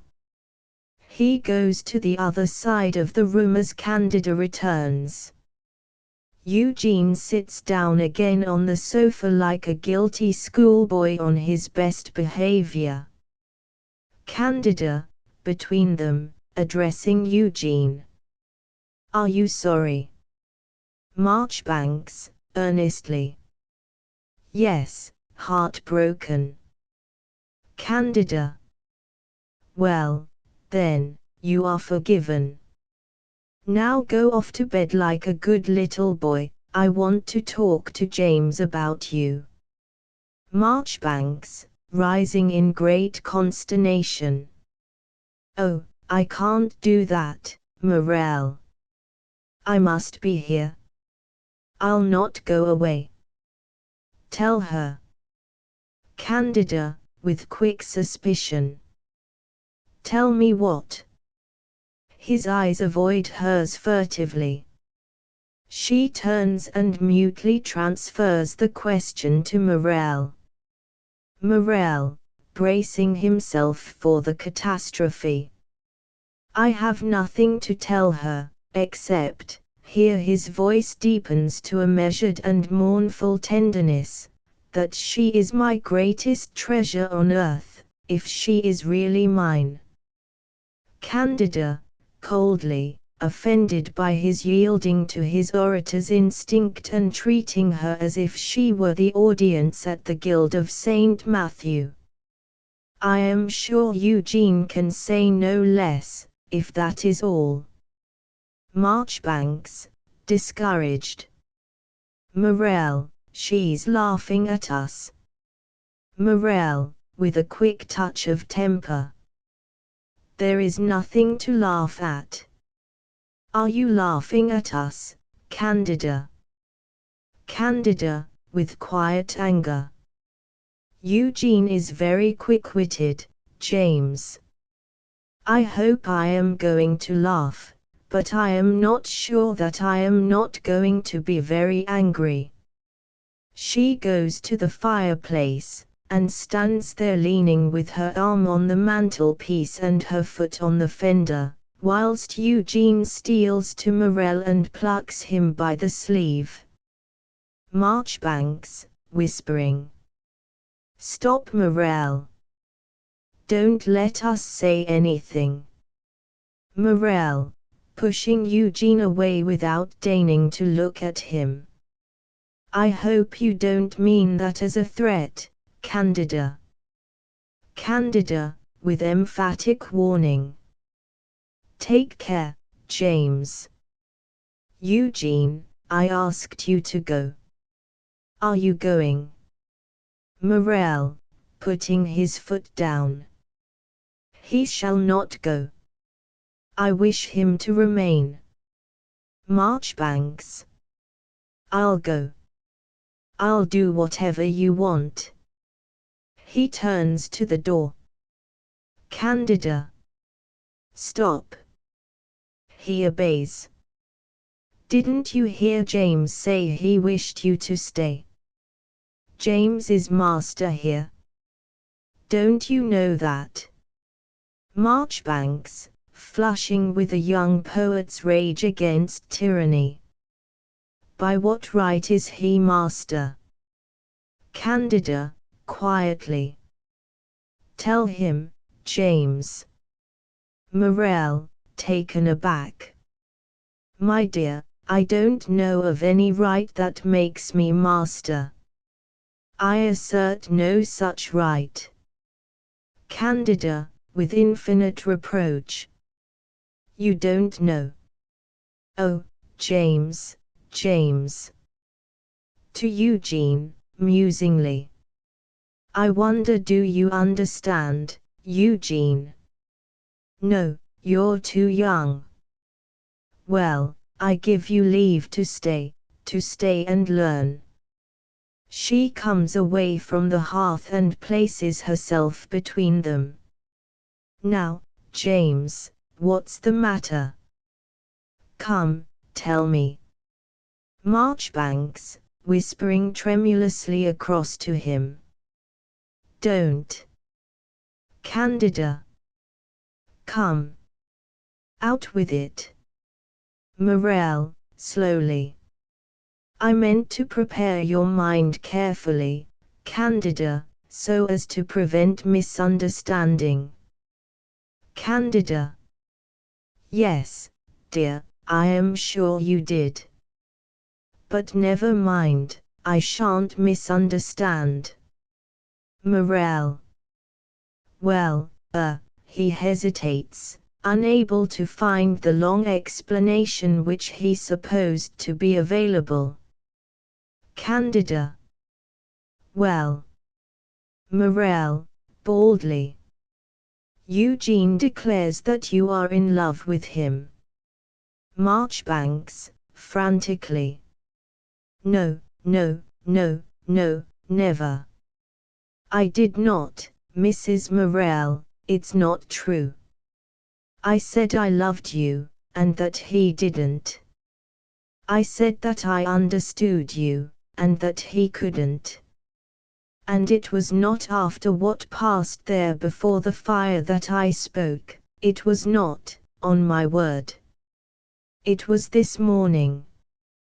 Candida, enlightened. This morning. Marchbanks. Yes. He looks at her, pleading for credence, and then adds, simply, that was what was the matter with my collar. Candida, after a pause, for she does not take in his meaning at once. His collar. She turns to Morel, shocked. Oh, James, did you? She stops. Morel, ashamed. You know, Candida, that I have a temper to struggle with. And he said, shuddering, that you despised me in your heart. Candida, turning quickly on Eugene. Did you say that? Marchbanks, terrified. No. Candida, severely.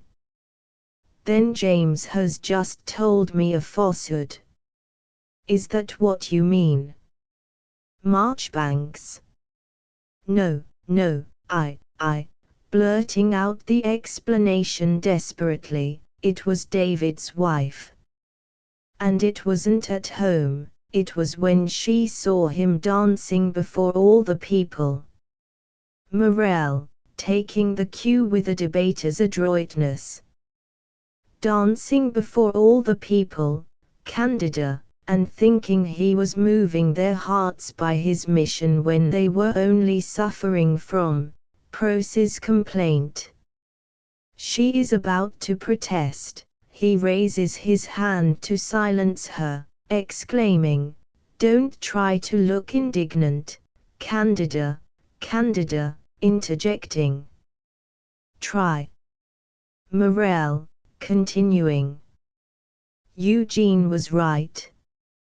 As you told me a few hours after, he is always right. He said nothing that you did not say far better yourself. He is the poet, who sees everything, and I am the poor parson, who understands nothing. Candida, remorsefully. Do you mind what is said by a foolish boy, because I said something like it again in jest? Morel. That foolish boy can speak with the inspiration of a child and the cunning of a serpent. He has claimed that you belong to him and not to me, and, rightly or wrongly, I have come to fear that it may be true. I will not go about tortured with doubts and suspicions. I will not live with you and keep a secret from you. I will not suffer the intolerable degradation of jealousy. We have agreed, he and I, that you shall choose between us now. I await your decision.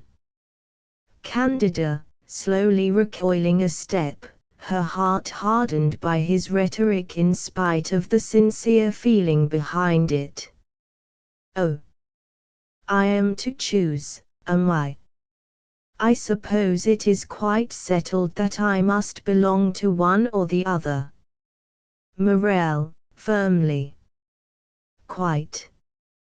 You must choose definitely. Marchbanks, anxiously. Morel, You don't understand. She means that she belongs to herself. Candida, turning on him. I mean that and a good deal more, Master Eugene, as you will both find out presently. And pray, my lords and masters, what have you to offer for my choice? I am up for auction, it seems. What do you bid, James? Morel, reproachfully. Cand, he breaks down, his eyes and throat fill with tears, the orator becomes the wounded animal. I can't speak, Candida, impulsively going to him.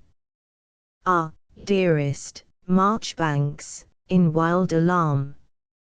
Stop, it's not fair. You mustn't show her that you suffer, Morel.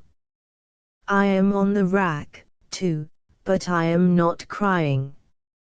Morel, rallying all his forces. Yes, you are right. It is not for pity that I am bidding.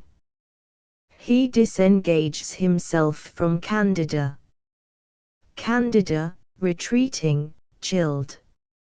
I beg your pardon, James, I did not mean to touch you. I am waiting to hear your bid. Morel, with proud humility.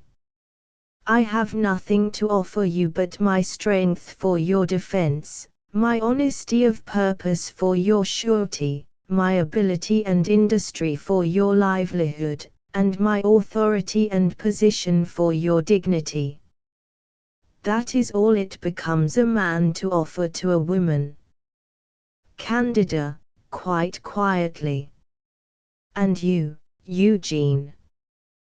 What do you offer? Marchbanks. My weakness. My desolation. My heart's need. Candida, impressed. That's a good bid, Eugene. Now I know how to make my choice. She pauses and looks curiously from one to the other, as if weighing them. Morel, whose lofty confidence has changed into heartbreaking dread at Eugene's bid, loses all power of concealing his anxiety. Eugene, strung to the highest tension, does not move a muscle. Morel, in a suffocated voice, the appeal bursting from the depths of his anguish. Candida. Marchbanks, aside, in a flash of contempt. Coward. Candida, significantly. I give myself to the weaker of the two. Eugene divines her meaning at once, his face whitens like steel in a furnace that cannot melt it. Morel, bowing his head with the calm of collapse. I accept your sentence, Candida. Candida. Do you understand, Eugene? Marchbanks. Oh, I feel I'm lost. He cannot bear the burden. Morel, incredulously, raising his bead with prosaic abruptness. Do you mean me, Candida? Candida, smiling a little. Let us sit and talk comfortably over it like three friends. To Morel. Sit down, dear. Morel takes the chair from the fireside, the children's chair. Bring me that chair, Eugene. She indicates the easy chair. He fetches it silently, even with something like cold strength, and places it next Morel, a little behind him. She sits down. He goes to the sofa and sits there, still silent and inscrutable. When they are all settled she begins, throwing a spell of quietness on them by her calm, sane, tender tone. You remember what you told me about yourself, Eugene, how nobody has cared for you since your old nurse died, how those clever, fashionable sisters and successful brothers of yours were your mother's and father's pets, how miserable you were at Eton, how your father is trying to starve you into returning to Oxford, how you have had to live without comfort or welcome or refuge, always lonely, and nearly always disliked and misunderstood, poor boy. Marchbanks, faithful to the nobility of his lot. I had my books. I had nature. And at last I met you. Candida. Never mind that just at present. Now I want you to look at this other boy here, my boy, spoiled from his cradle. We go once a fortnight to see his parents. You should come with us, Eugene, and see the pictures of the hero of that household. James as a baby. The most wonderful of all babies. James holding his first school prize, won at the ripe age of 8. James as the captain of his 11. James in his first frock coat. James under all sorts of glorious circumstances. You know how strong he is, I hope he didn't hurt you, how clever he is, how happy. With deepening gravity. Ask James's mother and his 3 sisters what it cost to save James the trouble of doing anything but be strong and clever and happy. Ask me what it costs to be James's mother and 3 sisters and wife and mother to his children all in one. Ask Prosy and Maria how troublesome the house is even when we have no visitors to help us to slice the onions. Ask the tradesmen who want to worry James and spoil his beautiful sermons who it is that puts them off. When there is money to give, he gives it. When there is money to refuse, I refuse it. I build a castle of comfort and indulgence and love for him, and stand sentinel always to keep little vulgar cares out. I make him master here, though he does not know it, and could not tell you a moment ago how it came to be so. With sweet irony. And when he thought I might go away with you, his only anxiety was what should become of me. And to tempt me to stay he offered me, leaning forward to stroke his hair caressingly at each phrase, his strength for my defense, his industry for my livelihood, his position for my dignity, his relenting. Ah, I am mixing up your beautiful sentences and spoiling them, am I not, darling? She lays her cheek fondly against his. Morel, quite overcome, kneeling beside her chair and embracing her with boyish ingenuousness. It's all true, every word. What I am you have made me with the labor of your hands and the love of your heart. You are my wife, my mother, my sisters, you are the sum of all loving care to me. Candida, in his arms, smiling, to Eugene. Am I your mother and sisters to you, Eugene? Marchbanks, rising with a fierce gesture of disgust. Ah, never. Out, then, into the night with me.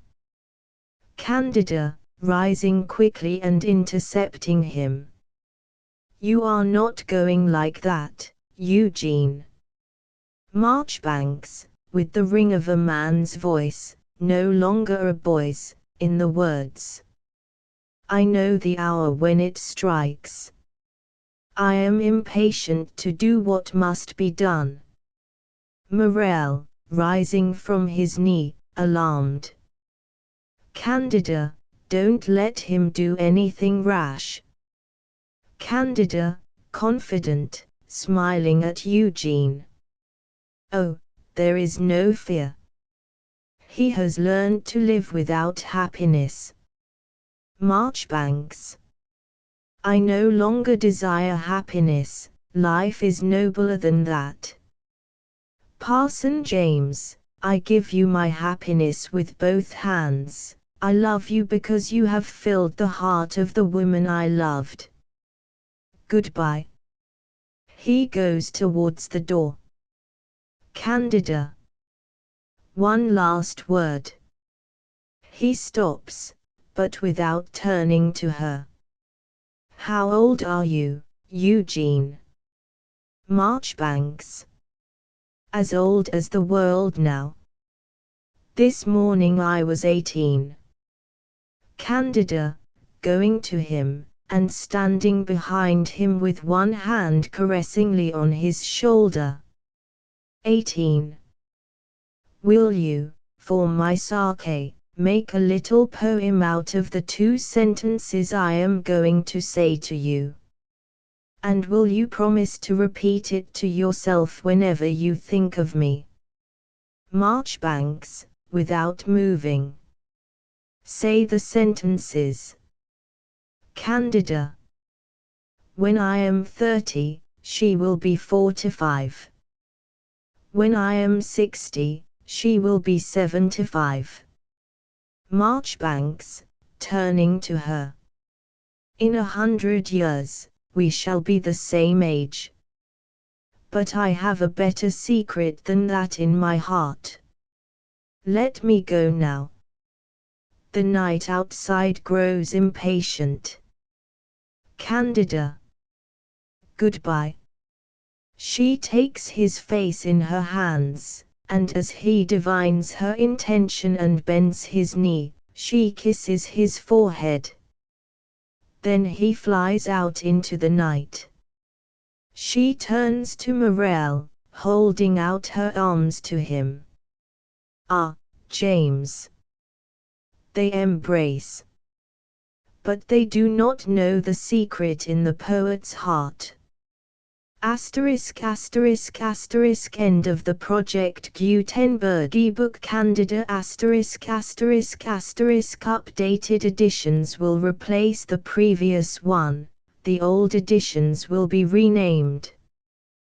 Creating the works from print editions not protected by U.S. copyright law means that no one owns a United States copyright in these works, so the Foundation, and you, can copy and distribute it in the United States without permission and without paying copyright royalties.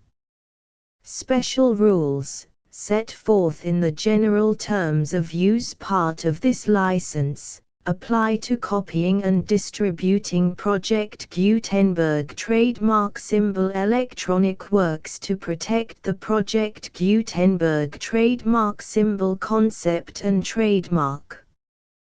Project Gutenberg is a registered trademark, and may not be used if you charge for an ebook, except by following the terms of the trademark license, including paying royalties for use of the Project Gutenberg trademark.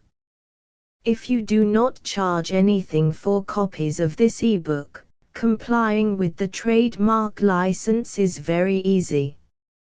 You may use this ebook for nearly any purpose such as creation of derivative works, reports, performances and research. Project Gutenberg ebooks may be modified and printed and given away. You may do practically anything in the United States with ebooks not protected by U.S. copyright law. Redistribution is subject to the trademark license, especially commercial redistribution. Start. Full license. The full Project Gutenberg license. Please read this before you distribute or use this work to protect the Project Gutenberg trademark symbol mission of promoting the free distribution of electronic works. By using or distributing this work, or any other work associated in any way with the phrase Project Gutenberg, you agree to comply with all the terms of the full Project Gutenberg trademark symbol license available with this file or online at www.gutenberg.org/license. Section 1.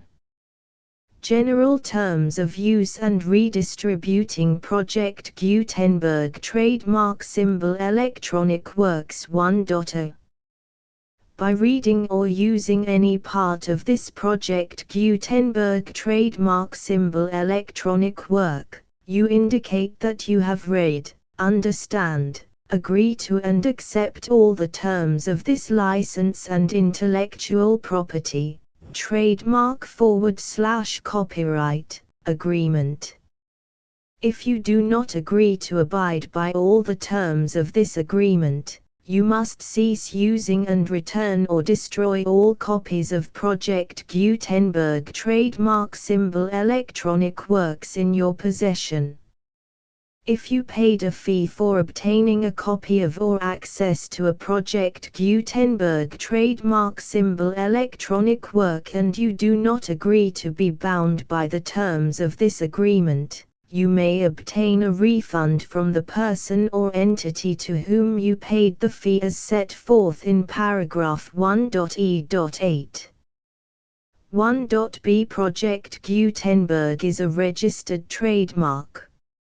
It may only be used on or associated in any way with an electronic work by people who agree to be bound by the terms of this agreement.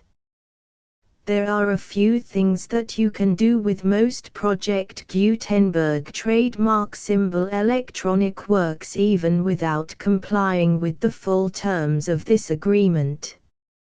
See paragraph 1.c below. There are a lot of things you can do with Project Gutenberg trademark symbol electronic works if you follow the terms of this agreement and help preserve free future access to Project Gutenberg trademark symbol electronic works. See paragraph 1.e below. 1.c. The Project Gutenberg Literary Archive Foundation, the Foundation or PGLAF, owns a compilation copyright in the collection of Project Gutenberg trademark symbol electronic works. Nearly all the individual works in the collection are in the public domain in the United States. If an individual work is unprotected by copyright law in the United States and you are located in the United States, we do not claim a right to prevent you from copying, distributing, performing, displaying or creating derivative works based on the work as long as all references to Project Gutenberg are removed. Of course, we hope that you will support the Project Gutenberg trademark symbol mission of promoting free access to electronic works by freely sharing Project Gutenberg trademark symbol works in compliance with the terms of this agreement for keeping the Project Gutenberg trademark symbol name associated with the work. You can easily comply with the terms of this agreement by keeping this work in the same format with its attached full Project Gutenberg trademark symbol license when you share it without charge with others. 1.d. The copyright laws of the place where you are located also govern what you can do with this work.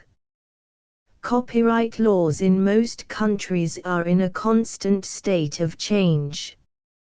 If you are outside the United States, Check the laws of your country in addition to the terms of this agreement before downloading, copying, displaying, performing, distributing or creating derivative works based on this work or any other Project Gutenberg trademark symbol work. The Foundation makes no representations concerning the copyright status of any work in any country other than the United States. 1.e Unless you have removed all references to Project Gutenberg, 1.e.1. The following sentence, with active links to, or other immediate access to, the full Project Gutenberg trademark symbol license must appear prominently whenever any copy of a Project Gutenberg trademark symbol work, any work on which the phrase Project Gutenberg appears, or with which the phrase Project Gutenberg is associated, is accessed, displayed, performed, viewed, copied or distributed. This ebook is for the use of anyone anywhere in the United States and most other parts of the world at no cost and with almost no restrictions whatsoever. You may copy it, give it away or reuse it under the terms of the Project Gutenberg license included with this ebook or online at www.gutenberg.org. If you are not located in the United States, you will have to check the laws of the country where you are located before using this ebook. 1.e.2. If an individual Project Gutenberg trademark symbol electronic work is derived from texts not protected by U.S. copyright law, does not contain a notice indicating that it is posted with permission of the copyright holder, the work can be copied and distributed to anyone in the United States without paying any fees or charges. If you are redistributing or providing access to a work with the phrase Project Gutenberg associated with or appearing on the work, you must comply either with the requirements of paragraphs 1.e.1 through 1.e.7 or obtain permission for the use of the work and the Project Gutenberg trademark symbol trademark as set forth in paragraphs 1.e.8 or 1.e.9. 1.e.3. If an individual Project Gutenberg trademark symbol electronic work is posted with the permission of the copyright holder, your use and distribution must comply with both paragraphs 1.e.1 through 1.e.7 and any additional terms imposed by the copyright holder. Additional terms will be linked to the Project Gutenberg trademark symbol license for all works posted with the permission of the copyright holder found at the beginning of this work. 1.e.4. Do not unlink or detach or remove the full Project Gutenberg trademark symbol license terms from this work, or any files containing a part of this work or any other work associated with Project Gutenberg trademark symbol. 1.e.5. Do not copy, display, perform, distribute or redistribute this electronic work, or any part of this electronic work, without prominently displaying the sentence set forth in paragraph 1.e.1 with active links or immediate access to the full terms of the Project Gutenberg trademark symbol license. 1.e.6. You may convert to and distribute this work in any binary, compressed, marked up, non-proprietary or proprietary form, including any word processing or hypertext form.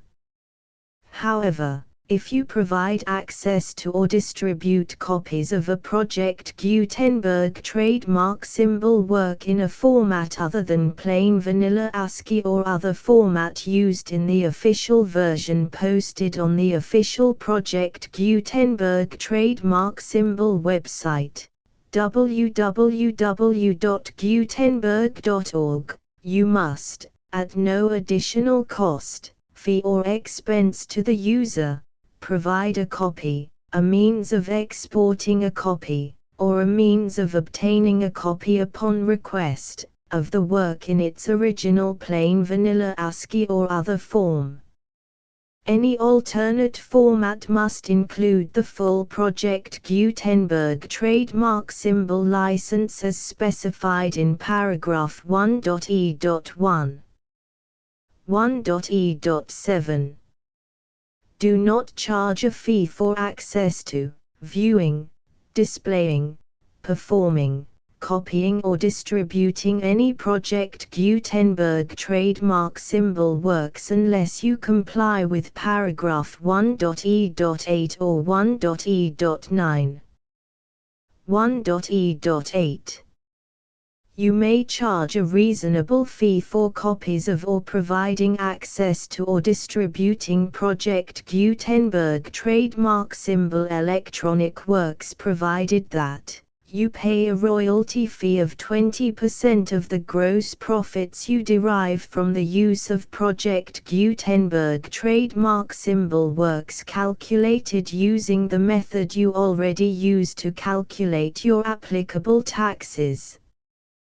The fee is owed to the owner of the Project Gutenberg trademark symbol trademark, but he has agreed to donate royalties under this paragraph to the Project Gutenberg Literary Archive Foundation. Royalty payments must be paid within 60 days following each date on which you prepare, or are legally required to prepare, your periodic tax returns.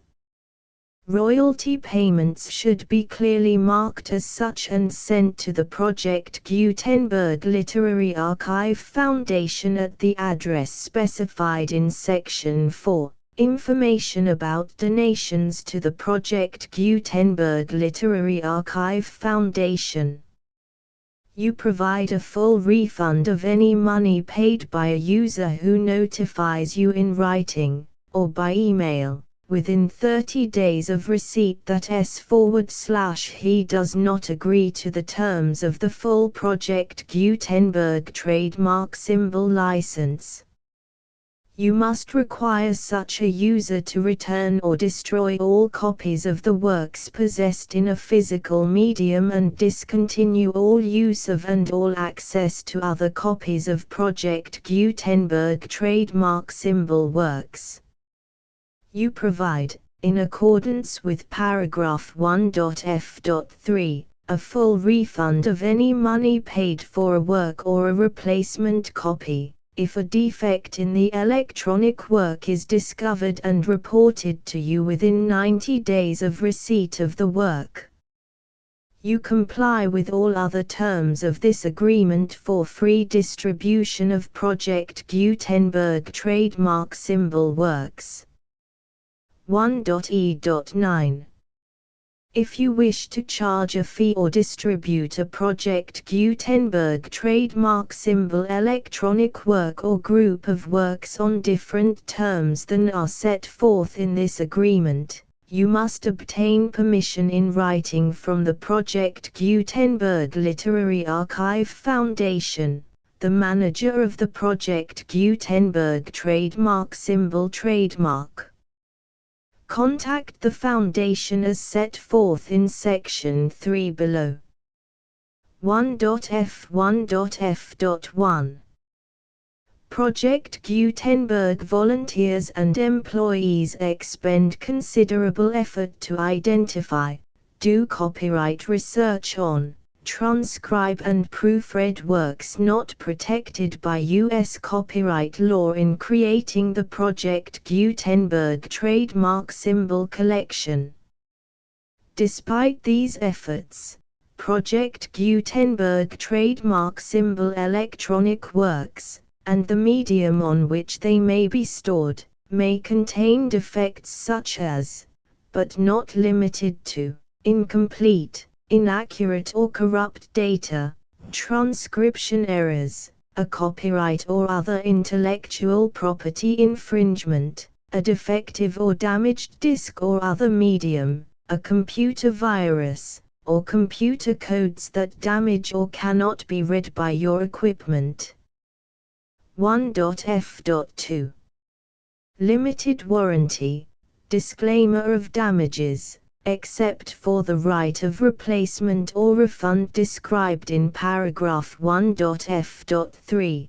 The Project Gutenberg Literary Archive Foundation, the owner of the Project Gutenberg trademark symbol trademark, and any other party distributing a Project Gutenberg trademark symbol electronic work under this agreement, disclaim all liability to you for damages, costs and expenses, including legal fees. You agree that you have no remedies for negligence, strict liability, breach of warranty or breach of contract except those provided in paragraph 1.f.3. You agree that the Foundation, the trademark owner, and any distributor under this agreement will not be liable to you for actual, direct, indirect, consequential, punitive or incidental damages even if you give notice of the possibility of such damage. 1.f.3 Limited right of replacement or refund. If you discover a defect in this electronic work within 90 days of receiving it, you can receive a refund of the money, if any, you paid for it by sending a written explanation to the person you received the work from. If you received the work on a physical medium, you must return the medium with your written explanation. The person or entity that provided you with the defective work may elect to provide a replacement copy in lieu of a refund. If you received the work electronically, the person or entity providing it to you may choose to give you a second opportunity to receive the work electronically in lieu of a refund. If the second copy is also defective, you may demand a refund in writing without further opportunities to fix the problem. 1.f.4 Except for the limited right of replacement or refund set forth in paragraph 1.f.3, this work is provided to you as is, with no other warranties of any kind, express or implied, including but not limited to warranties of merchantability or fitness for any purpose. 1.f.5 Some states do not allow disclaimers of certain implied warranties or the exclusion or limitation of certain types of damages. If any disclaimer or limitation set forth in this agreement violates the law of the state applicable to this agreement, the agreement shall be interpreted to make the maximum disclaimer or limitation permitted by the applicable state law. The invalidity or unenforceability of any provision of this agreement shall not void the remaining provisions.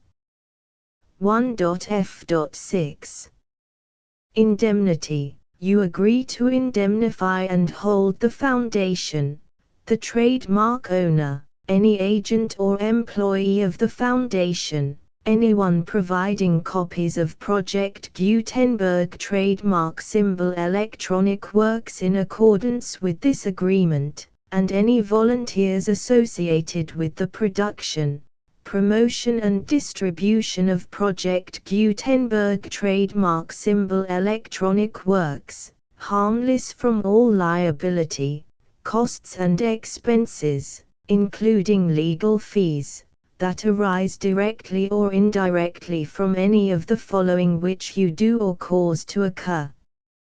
A. Distribution of this or any Project Gutenberg trademark symbol work. B. Alteration, modification, or additions or deletions to any Project Gutenberg trademark symbol work, and C. Any defect you cause. Section 2. Information about the mission of Project Gutenberg trademark symbol. Project Gutenberg trademark symbol is synonymous with the free distribution of electronic works in formats readable by the widest variety of computers, including obsolete, old, middle-aged and new computers. It exists because of the efforts of hundreds of volunteers and donations from people in all walks of life. Volunteers and financial support to provide volunteers with the assistance they need are critical to reaching Project Gutenberg trademark symbol's goals and ensuring that the Project Gutenberg trademark symbol collection will remain freely available for generations to come. In 2001, the Project Gutenberg Literary Archive Foundation was created to provide a secure and permanent future for Project Gutenberg trademark symbol and future generations. To learn more about the Project Gutenberg Literary Archive Foundation and how your efforts and donations can help, see sections 3 and 4 and the Foundation information page at www.gutenberg.org. Section 3. Information about the Project Gutenberg Literary Archive Foundation. The Project Gutenberg Literary Archive Foundation is a non-profit 501(c)(3) educational corporation organized under the laws of the state of Mississippi and granted tax-exempt status by the Internal Revenue Service. The Foundation's IN or Federal Tax Identification Number is 64-6221541. Contributions to the Project Gutenberg Literary Archive Foundation are tax-deductible to the full extent permitted by U.S. federal laws and your state's laws. The Foundation's business office is located at 809 North 1500 West, Salt Lake City, UT 84116. 801-596-1887. Email contact links and up-to-date contact information can be found at the Foundation's website and official page at www.gutenberg.org/contact section 4. Information about donations to the Project Gutenberg Literary Archive Foundation. Project Gutenberg trademark symbol depends upon and cannot survive without widespread public support and donations to carry out its mission of increasing the number of public domain and licensed works that can be freely distributed in machine-readable form accessible by the widest array of equipment, including outdated equipment. Many small donations, $1 to $5,000, are particularly important to maintaining tax-exempt status with the IRS. The Foundation is committed to complying with the laws regulating charities and charitable donations in all 50 states of the United States. Compliance requirements are not uniform and it takes a considerable effort, much paperwork and many fees to meet and keep up with these requirements. We do not solicit donations in locations where we have not received written confirmation of compliance. To send donations or determine the status of compliance for any particular state, visit www.gutenberg.org/donate. While we cannot and do not solicit contributions from states where we have not met the solicitation requirements, we know of no prohibition against accepting unsolicited donations from donors in such states who approach us with offers to donate. International donations are gratefully accepted, but we cannot make any statements concerning tax treatment of donations received from outside the United States. U.S. laws alone swamp our small staff. Please check the Project Gutenberg web pages for current donation methods and addresses. Donations are accepted in a number of other ways, including checks, online payments and credit card donations. To donate, please visit www.gutenberg.org/donate. Section 5. General information about Project Gutenberg trademark symbol Electronic Works. Professor Michael S. Hart was the originator of the Project Gutenberg trademark symbol concept of a library of electronic works that could be freely shared with anyone. For 40 years, he produced and distributed Project Gutenberg trademark symbol ebooks with only a loose network of volunteer support. Project Gutenberg trademark symbol ebooks are often created from several printed editions, all of which are confirmed as not protected by copyright in the US unless a copyright notice is included. Thus, we do not necessarily keep ebooks in compliance with any particular paper edition. Most people start at our website, which has the main PG search facility, www.gutenberg.org. This website includes information about Project Gutenberg trademark symbol, including how to make donations to the Project Gutenberg Literary Archive Foundation, how to help produce our new ebooks, and how to subscribe to our email newsletter to hear about new ebooks.